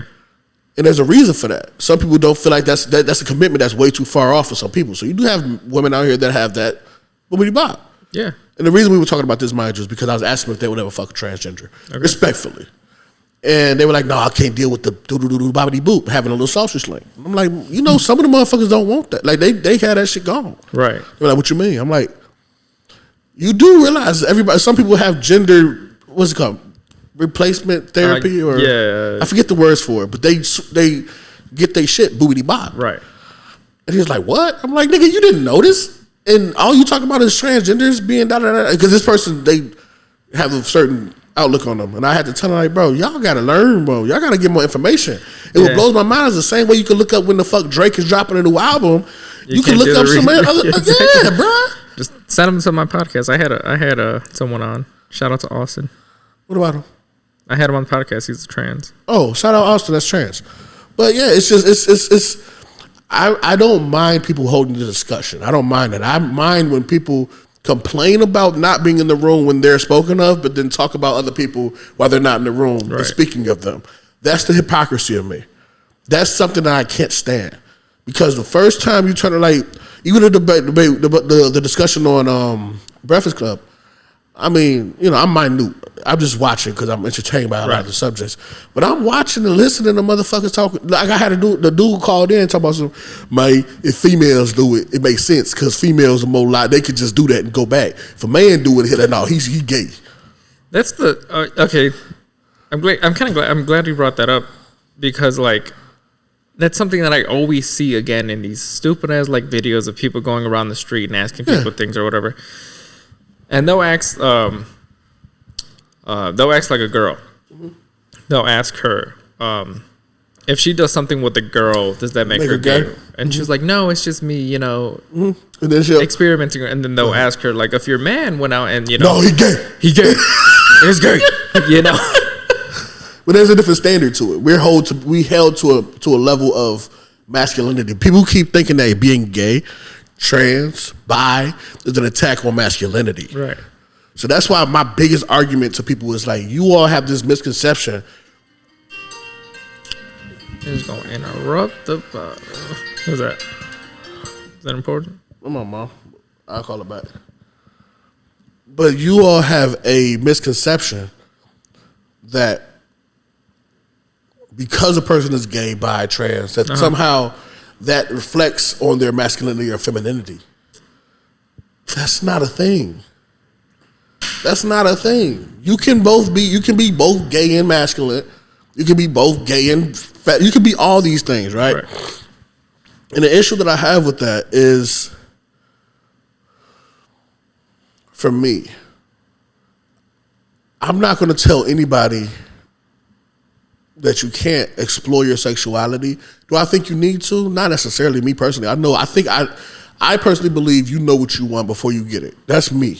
Okay. I think that most people that are in their teenage years are very cognizant of what it is they're attracted to, what they want to pursue.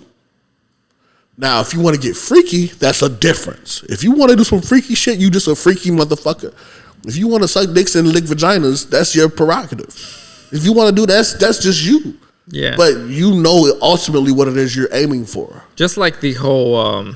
sorry to cut you off. Go ahead, man. It's not something that I do or have done. Oh, shit.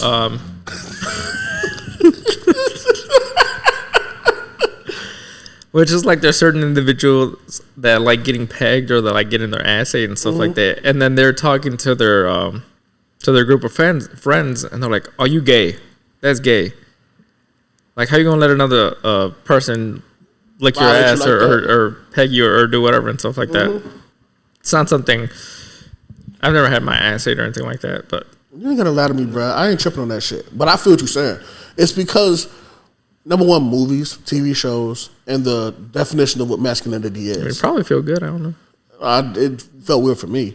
I've never done it, so I don't know. Yeah, it's like a little fish. I ain't fucking with that. But for me,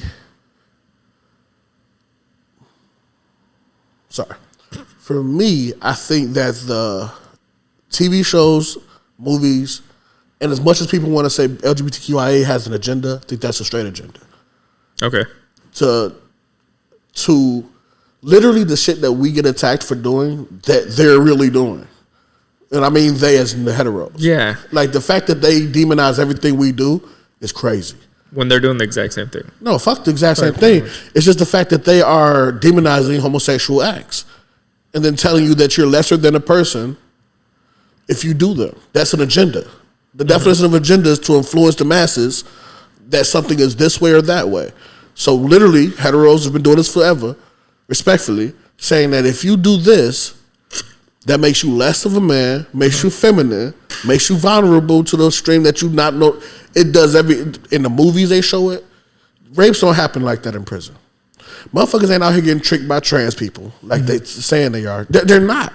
Yeah, that shit be all that shit they talk about in their movies and shit be consensual. Not saying rapes don't happen, not saying people don't get tricked. Right. But if you mess around with a biological woman, you know what a real vagina feels like. Respectfully, you know the difference from what I've heard. I want to know. You're wilding, but I'm a virgin. Oh God, but say they go for prison and jails. A person don't get raped, most likely what happens is they consensually agree to get each other off and they got caught. Right. And what's the best way to say something happened? Oh, I got it. It's like, and because of the stigma behind it, people want to frame LGBTQIA individuals as the awkward ones. Nah, niggas, y'all in the closet motherfuckers that do that. Or y'all freaky motherfuckers that do that. Right. Is y'all just want to try some shit and then when y'all get caught doing it, it's our fault. Oh, nigga, you just want to do some weird shit. That's cool. It's funny that you bring that up because, like, Your questions on your Snapchat have really opened my eyes to like the amount of homo straight dudes are. Exactly, kind of. Yeah, I call them freaky people, but people call them homo straight dudes. Well, yeah, whatever. I mean, yeah. Well, I say this. I like to open up the discussion because one, the stigma, and two, because it's informative. It may sound funny. Some things are funny. Some things I make a joke of because it's just awkward. But ultimately, I want to give information on certain things, rather personal information about myself or just in general about the community as a whole. And a lot of motherfuckers are curious and they just don't have a place to ask these questions. They don't want to be exposed. Again, when you shame LGBTQIA individuals and when you say that they're lesser than or awkward or weird because of that, what you're doing is you're not getting rid of them. You're just making them scared. Same thing go for racists. If you keep telling motherfuckers if you racist, you're going to get locked up, what you think they're going to do? Become police officers. Right. No disrespect to police officers, but they're going to become police officers, but they're going to go undercover and act like they're not racist and do racist shit. They're going to make racist laws and regulations, and that's what happens. When you shame somebody, when you overtly say that there's going to be consequences for the activity that you're doing, all they do is hide their intentions. Right. So all these homos out here, there's a lot of homos. No disrespect, I just say that. That's my word. Yeah. There's a lot of people of the LGBTQIA community, but because there's such a stigma and because there's so much bashing behind it, motherfuckers hide their shit. And then when you put up a questionnaire that allows them to be discreet or allows them to be anonymous, they ask everything they want to know because they're curious about it because they never got the information. Why? Right. Because nobody wanted to teach it in school. Nobody wanted to hold the debates. Nobody wanted to get gay people in the room to inform those individuals. Right. All these things that I think should be accessible. And a lot of that has to do with the fact that people don't know that a lot of these motherfuckers ain't choosing this shit. Once you get to under your motherfucking, like once you get that in your skull that people like me aren't choosing our lifestyle, that it is inherently just how I am. Once you understand that, then you will understand why that can be very problematic. Because what you do is you tell people that, oh, they're choosing this, or you give off the sentiment that we're choosing a particular lifestyle that breeds all these problems and discussions and issues, and then you blame us for the shit we can't control. Right. Like, and then you compare us to pedophiles and shit. Like, no, nigga, your priest the one fucking them kids. No, it's your teachers and y'all parents, some straight parents that y'all keep, or your boyfriend that you keep bringing to them. That's the nigga that's doing the wild shit, not the homos. I saw. Why? I knew this. Sorry, I got a little raunchy there. No, go ahead, man. I had to get my shit off. That's what it's for. Ew. That's what the podcast is. But that's my issue, bro, because they'll be the first one to talk about they're trying to perverse our children. They go sign them up at a fucking Catholic school where they had 30 fucking news articles talking about this particular priest. I mean, fucking kids since the 80s. Right. What are we talking about? But like, you scared that the nigga may wear a dress. Exactly. Come on, bro. Like come on, man. In my Boosie voice. Come on, man. Like in high school, the amount of teachers that were fucking these students is crazy. One of them ended up getting married to one of the girls. No, that's crazy. No, that's crazy. I ain't gonna lie. That's wild. That's like Buddy has dated his stepdaughter. Remember the famous dude? Oh, yeah. That's crazy. So I'm like, so he was married before. Oh, he got divorced. He got caught up. They got divorced. Once she graduated, they started dating. She got pregnant and they got married. Oh. Shout out to that nigga. He redshirted the shit out of her. Petty as fuck. So she long with it. I mean, look. Hey. I couldn't be that. Like, I done seen that shit happen multiple times too. And like, here's my thing, bro. Like, I don't like dying on any hill unless I'm really gonna die for it for real. So like, the LGBTQIA shit, I really don't even get too in detail about it because to me it ain't that deep. Sometimes, right? Like, a motherfucker gonna have their opinions. That's just inevitable. It just bothers me that, or annoys me that people of the oppression, right? And it's unfortunate to say it like this. I had to put it in this way. The spokesperson for oppression in America is typically black people. You don't hear Jews discussions out there a lot. You don't hear Asians discussions out there a lot, or even Latinos discussions out there a lot. You don't hear those sentiments out there as often as you hear the black discussion, the Black American discussion. Right. And a lot of that is because we've put ourselves in the forefront of the what was that? Oh, just hold up. We put ourselves. I had to spaz out just a bit. I'm sorry, but we put ourselves in the forefront of the civil rights movement and shit like that. Mm-hmm. So that made us the poster child for oppression in America. Okay. So as a poster child of the oppression in America, and understanding that we already have all these stigmas that we're trying to beat and trying to change legislations and shit like that, why the fuck are you the same nigga putting that same shit on somebody else? The same way they talk about blacks in the 60s and the 50s and the same way they talk about LGBTQIA people right now. I literally got the correlation. There are certain laws that prevent you from wearing, like in Tennessee, you can't wear, which is weird, you can't wear any clothing aside from the clothing that is of your natural birth. So if you were born a man and you legally transitioned to a woman and you decide to start wearing women's clothing because you have breast and vagina now, for lack of better words, and you go to Tennessee, they'll lock your ass up because you weren't born a woman. That's crazy. Well, now they say that just prevents drags. That's supposed to stop drags. Okay.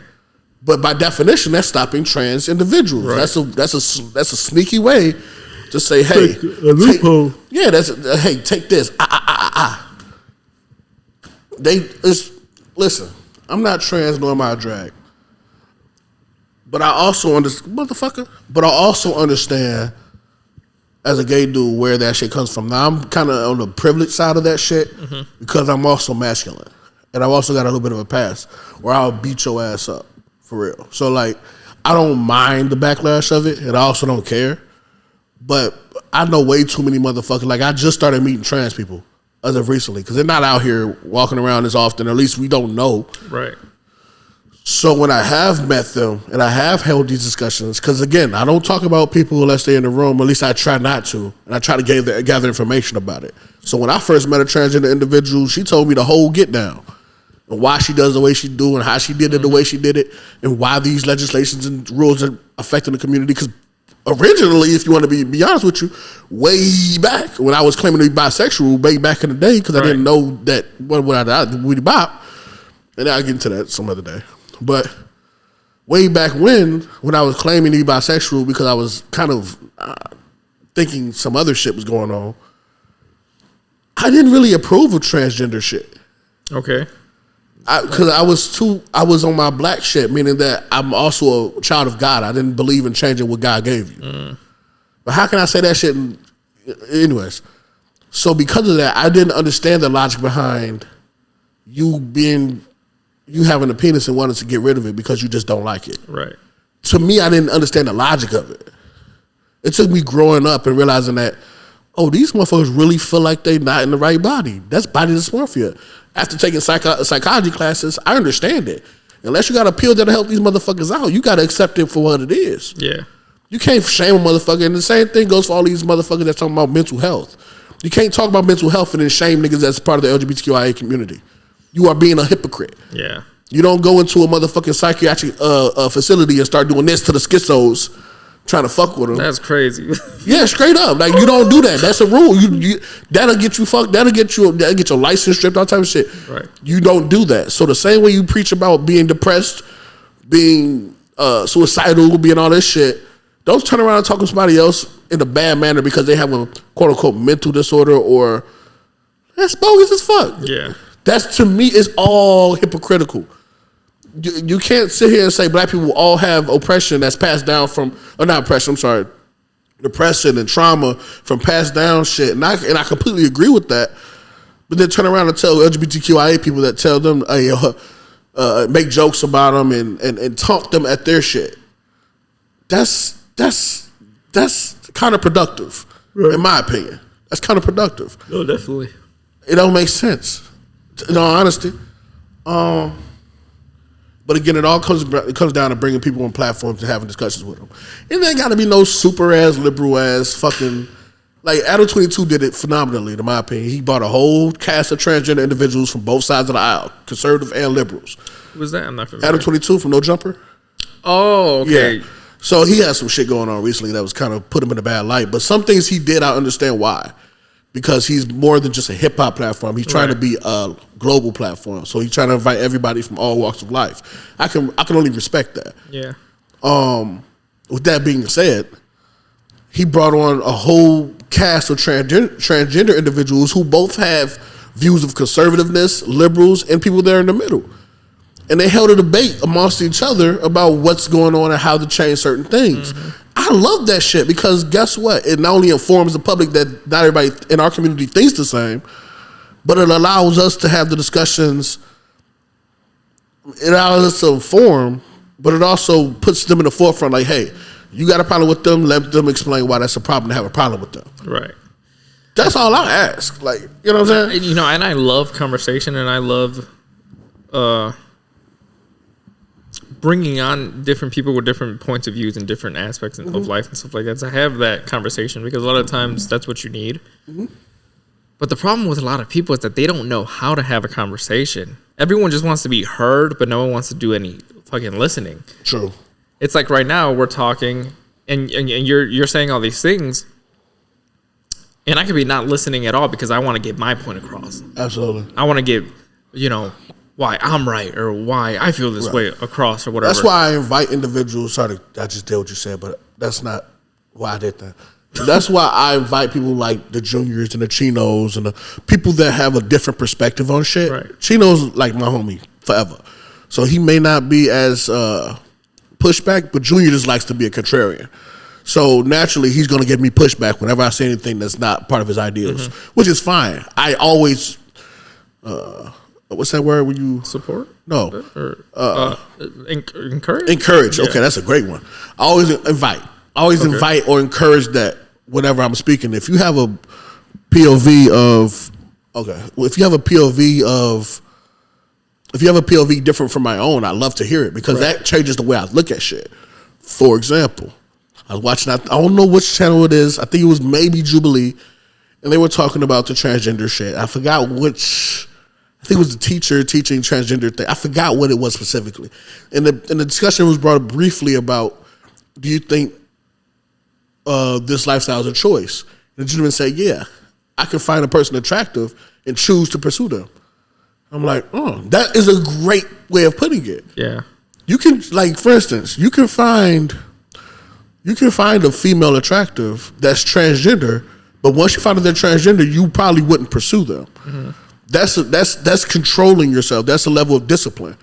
So is it saying that I'm not disciplined because I find men attractive and I pursue them? Those are all discussions I have in my head. Right. These are all, when you gather information, I have to calculate it properly for when that, because I say like this, just to sum up what I'm kind of saying. I never want to be in an echo chamber, even within myself. I challenge myself. So when I hear things that sound a certain way, I have to sit back and check myself. Well, it's that same thing where it's like, just because you find, like, you can, just because I find a girl attractive doesn't mean I want to pursue her. Doesn't mean I want anything romantic with her. It's the same thing with anything. You're choosing whether or not you want to pursue something with somebody. So that makes it a choice, right? I mean, to a certain aspect, it makes it a choice. I mean, we can't control who we are attracted to. Right. But we can control how we respond to that attractiveness. You know?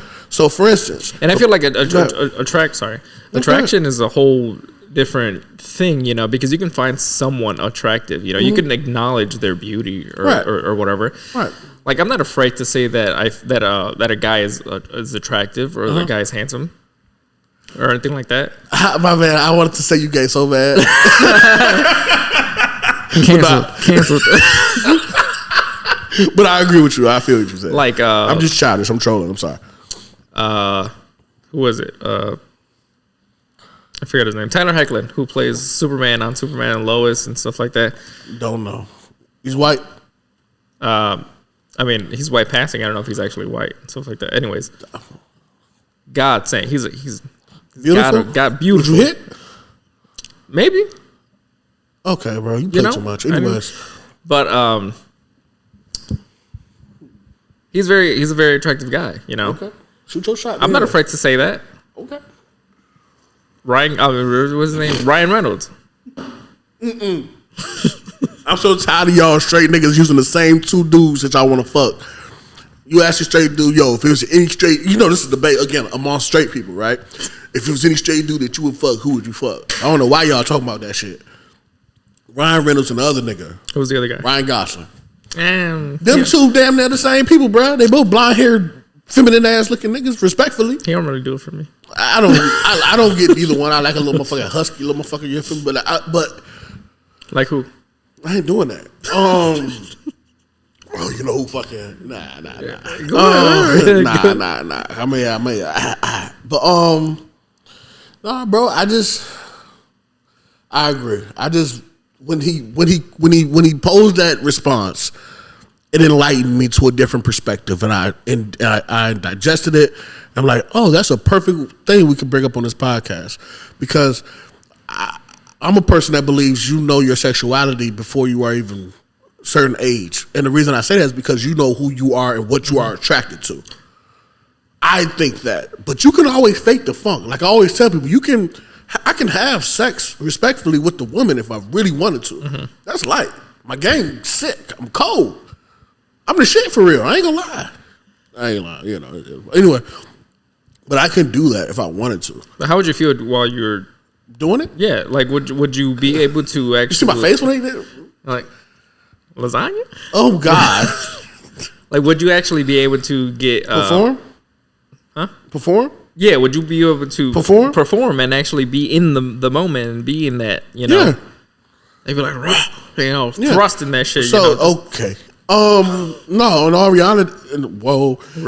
reality, I think men have the ability to physically, we can allow our physicality to supersede our emotional and mental when it comes to that type of shit. Not every guy, but I think a lot of men can. The reason, because I know a lot of straight dudes that do shit on the side. Right. I know a lot of straight dudes that fuck with ugly bitches. So like we got some acting like this shit ain't, like we ain't did this shit before. Like I know plenty of niggas that left these bars up the block on Southwest Highway in Oak Line with fat bitches and ugly bitches, respectfully, and they went and banged their brains out knowing they wasn't attractive, whether they drunk or not. They just wanted to get that bitch up out of them. You hear me?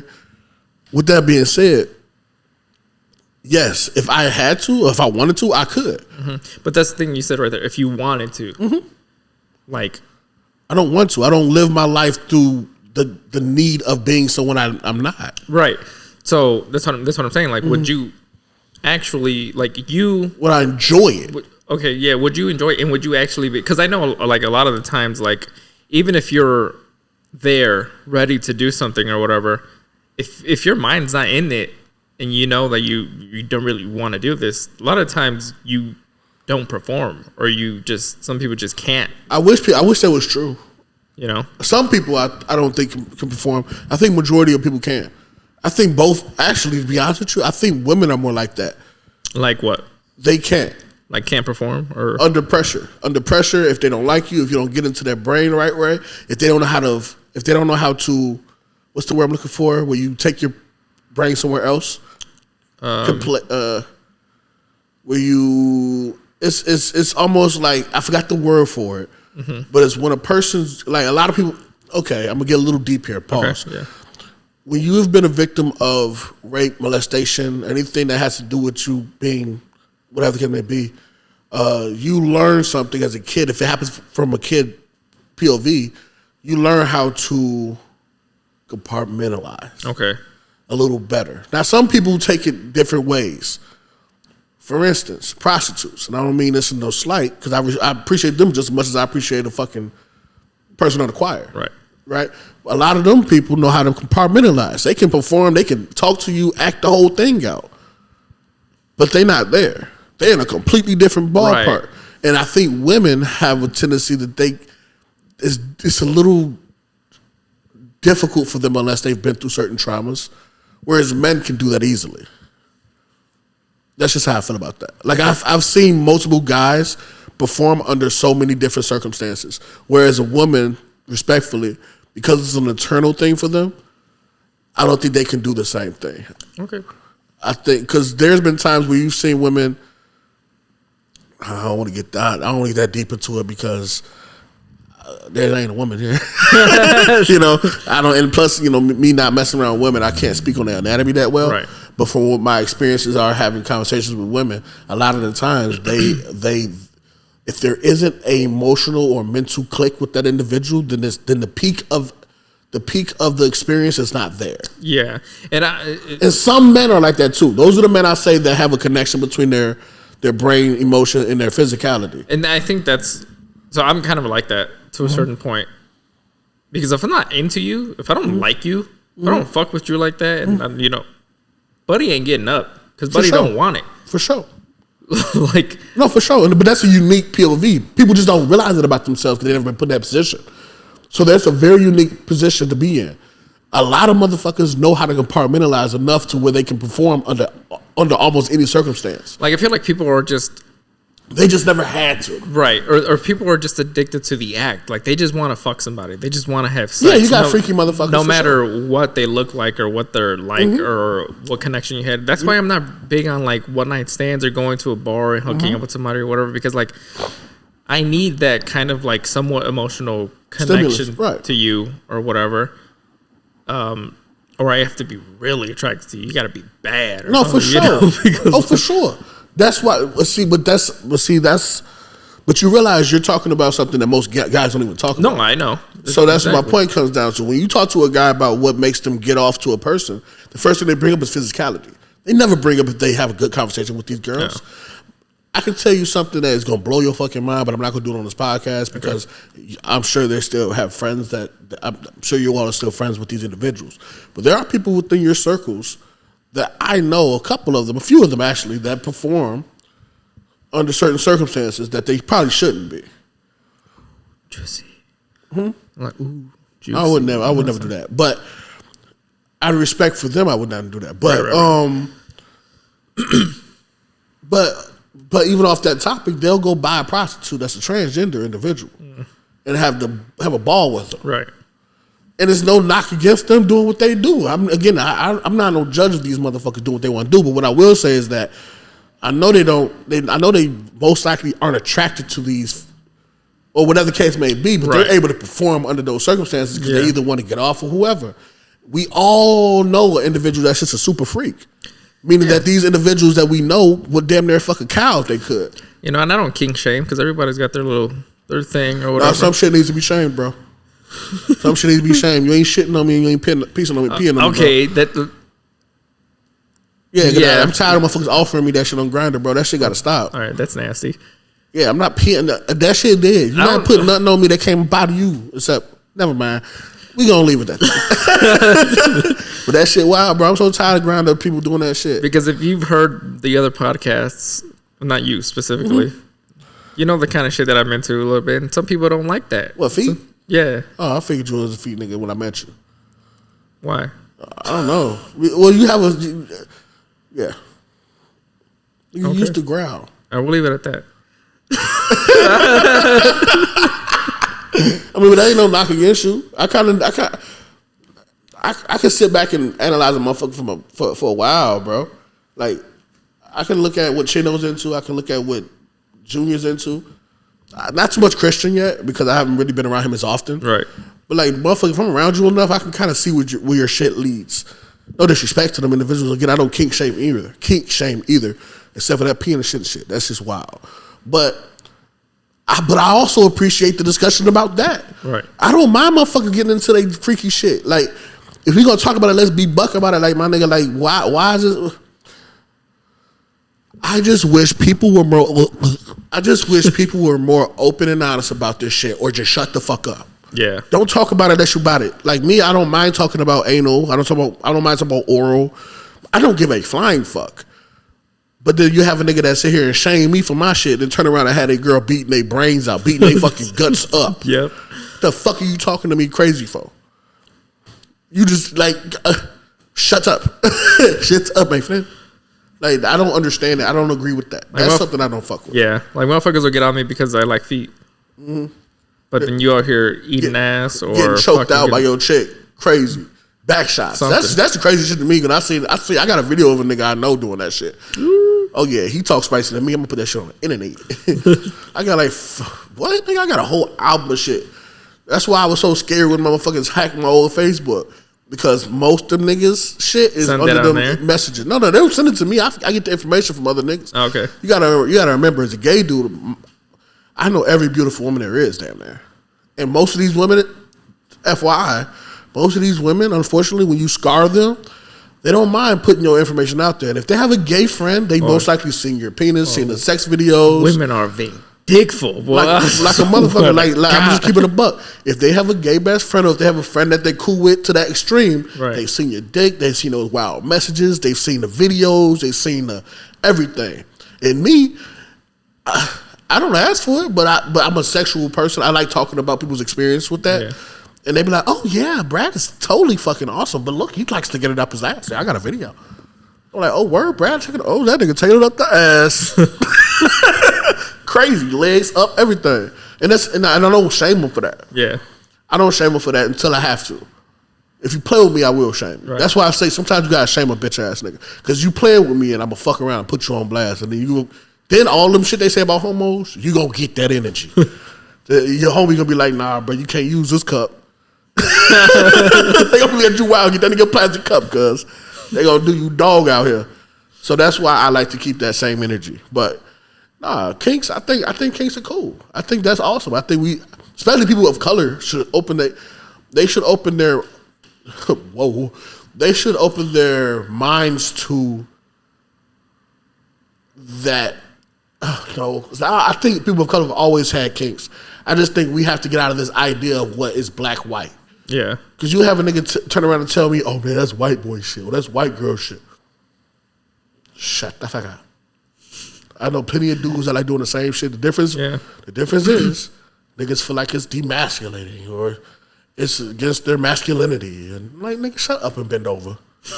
Bruh, relax. Respectfully. Like, let's take this date. Tell me what you think. If you don't like it, don't do it again. I don't think it makes you gay. I think it makes you a freak. Like, you can't say you're not a freak if you're taking shit up the butt consistently from, like, freak and being gay is two different things. Gay, you committed to this shit. I'm not dating no female. I'm not pursuing a female. But that freak shit says that I'm willing to do it. Fuck it. I'm willing to try. Freak just mean you willing to try it. Right. Gay just mean you committed to it. To me, that's what I look at it as. Drag is the same form of, and respectfully, drag queens, to me, are within the realm of freak. Not freak as in weird, but freak as in you like to explore. So you are willing to put on the dress, play the role of a woman. A transgender gonna commit to that shit. Ain't no trans out here playing with it. Ain't no trans out here playing that shit. It's a lifestyle. Oh, they about that life. They willing to squabble about it too. Right. Like, if you're not willing to die about it, you're not really with that. That's how I look at the shit. That's the same thing with the corporations trying to attach themselves to the LGBTQIA shit. The problem I have with that, and just to detour a little bit, with the Bud Light and the Target shit, I wouldn't be so upset. I mean, I don't give a fuck about none of that because I don't drink beer and I don't really go to Target either ways. Amazon's where it's at. But y'all supposed to take that shit on the chin.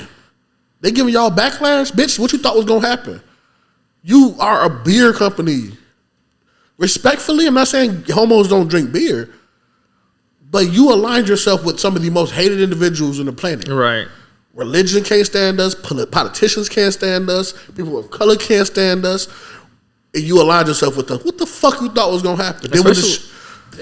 Sorry to cut you off. Especially when the majority of your sales are coming from the group that hates the other group. Yeah, you were supposed to take that hit financially. You supposed to take that shit. You supposed to get that, but that's what I don't get. That's equivalent to me.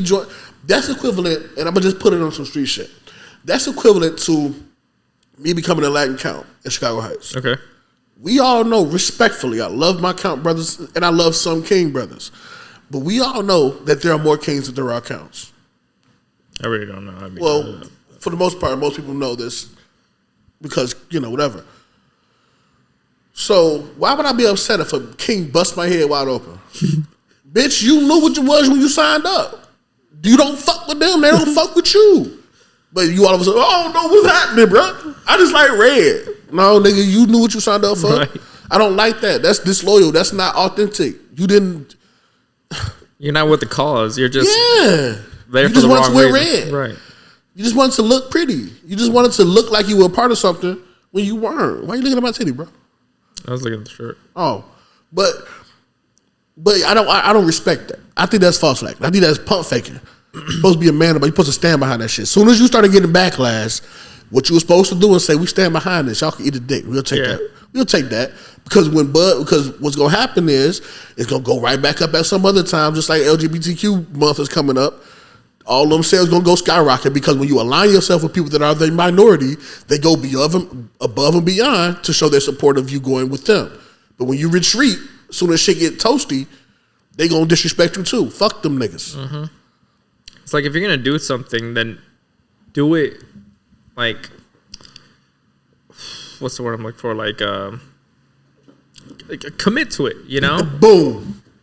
Otherwise, what's the point? You're just wasting everybody's time at that point. Boom. And of course, I don't permit anything being. And I'm gonna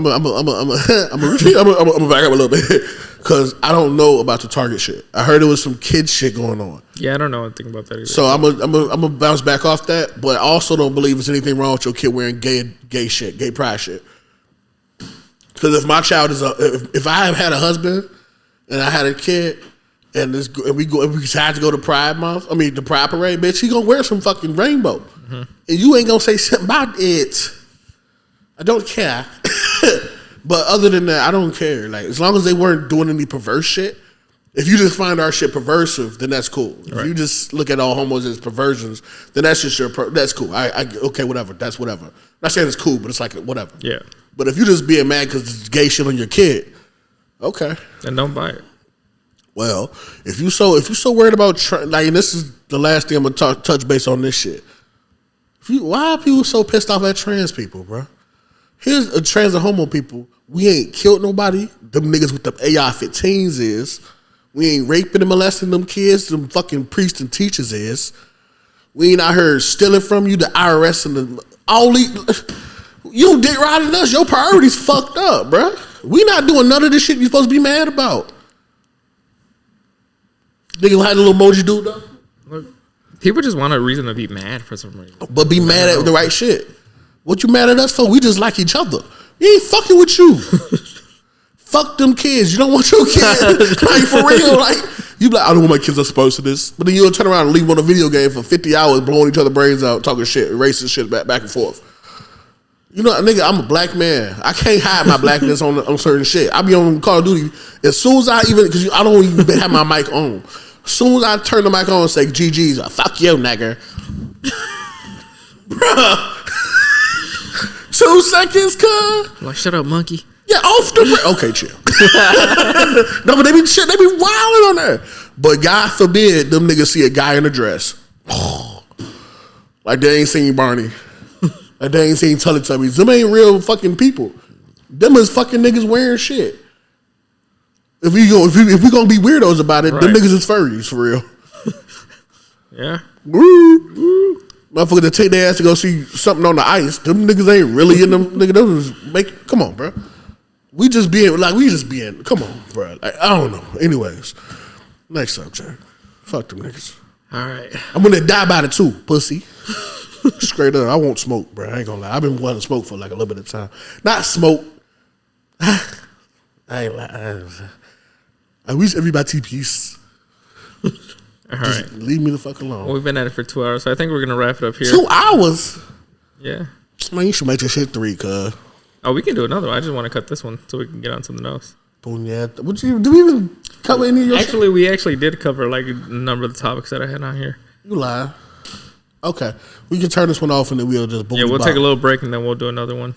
Sure, so if y'all see us in the same clothes, fuck off.